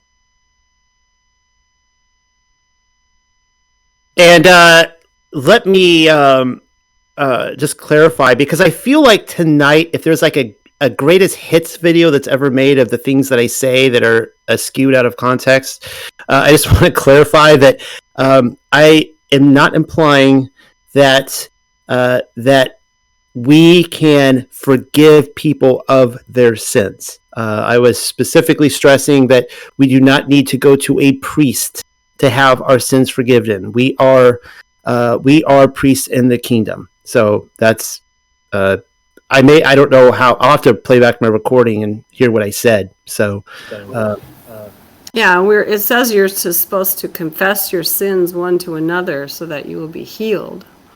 So I don't know if that means you're supposed to go and confess to the person you offended, or you're supposed to kind of like say it out loud and get it off your chest to someone so that they can pray for you, and that it's, it's a step of faith, or both, or what? I think it's in the context, and anyone jump in here, that you're forgiving someone's sins. You're forgiving the sins they had against you. You're not forgiving their sins for their sins to whoever and whatever, but you're forgiving the sins that they transgressed against you. And then obviously you would ask for forgiveness of your own sins to the Father, and you would also confess your sins to your brother. And also, I think there is the purpose. I think it's mentioned somewhere in the scripture. I don't remember the verse exactly, but I think it mentions the scripture that if we don't forgive others, so there are two ways of forgiving. There are two parts of it. The first part is that we ask forgiveness from Yah to forgive us in the name of Yeshua, which he sacrificed for us. And I think the second part is to actually forgive others ourselves for their own sins. For example, if a person does us some wrong, we forgive them. And it mentioned in the scripture somewhere that if we don't forgive others and we judge them, then we will be judged harshly ourselves when in the judgment day. So that's why I think there are two aspects in the forgiving part. First, we forgive others ourselves, and then we ask for forgive them for them, the name of Yeshua. Not sure if that makes sense. And Michael, can you mention what you mean by pardon? Where are you pulling that from? I just looked up the Strong's for forgive in Hebrew, and it also mentions pardon. So I thought that was really interesting, considering our courtroom analogies we've been always true. speaking Yes. of. So it kind of links to the priest and the judge. Right, well, that's in the kingdom. Right, and I go back to this, that the word, I can't stand, like, talk about another weaponized word is judge or judgment. And when I hear people saying that, I don't judge anybody, it's like, I've actually said this to people. One person I was having a discussion with about the Bible, and they're like, well, my God doesn't judge, and I would never judge another person. I don't even, this one woman said, I don't even notice if they're black or white or not. I don't even notice their nationality because I don't judge them. And I just said, like, I'm afraid to drive on the road with you if you can't even judge a green light or a stop sign. Like, in a certain degree, we have to, like, judge, right? We make judgments every single day of our lives. And forgiving someone is also passing a judgment. It is, I think that is accurate. We are pardoning someone. We are saying, I forgive you for your offense. I pardon you of your offense. It is no longer held against you. And so I would agree with that.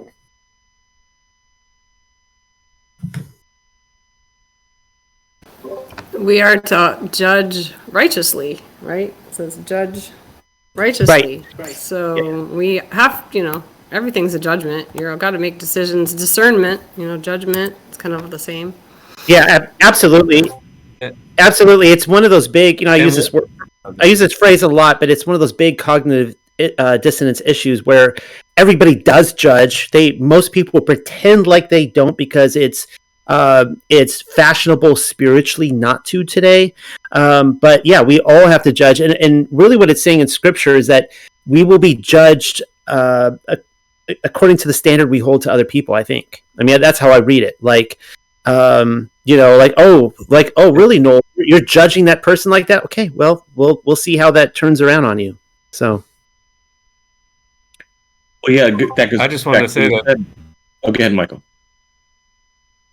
Oh, I was just gonna say I was talking about it, the only unpardonable sin is blaspheming the Ruach. Yeshua's forgiving us, if we aren't blaspheming it. It just hit me like that's another level to what he does. He's going to forgive our sins. It's like, don't talk bad about my mama. Also pardon. Yeah, right. Exactly. Yeah, it goes back to honor my father and mother. You guys better do it too.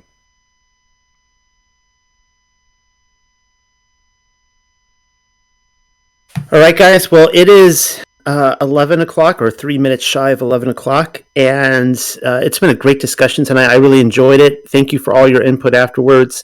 And, I learned things from you guys too. I just want to remind everybody that I'm just searching this stuff out like you guys are. And I always respect a person considerably when they have a different view than me, and they approach me with it and be like, hey, what do you think about this or whatever? Versus someone who just has to be right all the time and, Noel's wrong about this, I'm going to prove, that kind of stuff. But this has been a great discussion. I learned from you guys. Thank you, Rob and Michael, for a great conversation tonight. It feels really good to have a book under our belt now, and something to put on our resume. And but it feels really good to feel like we accomplished something. And so I'm going out on a high note tonight. And shalom, everybody. You guys can continue talking in as long as you'd like, and we'll do this again next week. Shalom. Shalom, Noel. Shalom, Noel. Thank you. Shalom, shalom.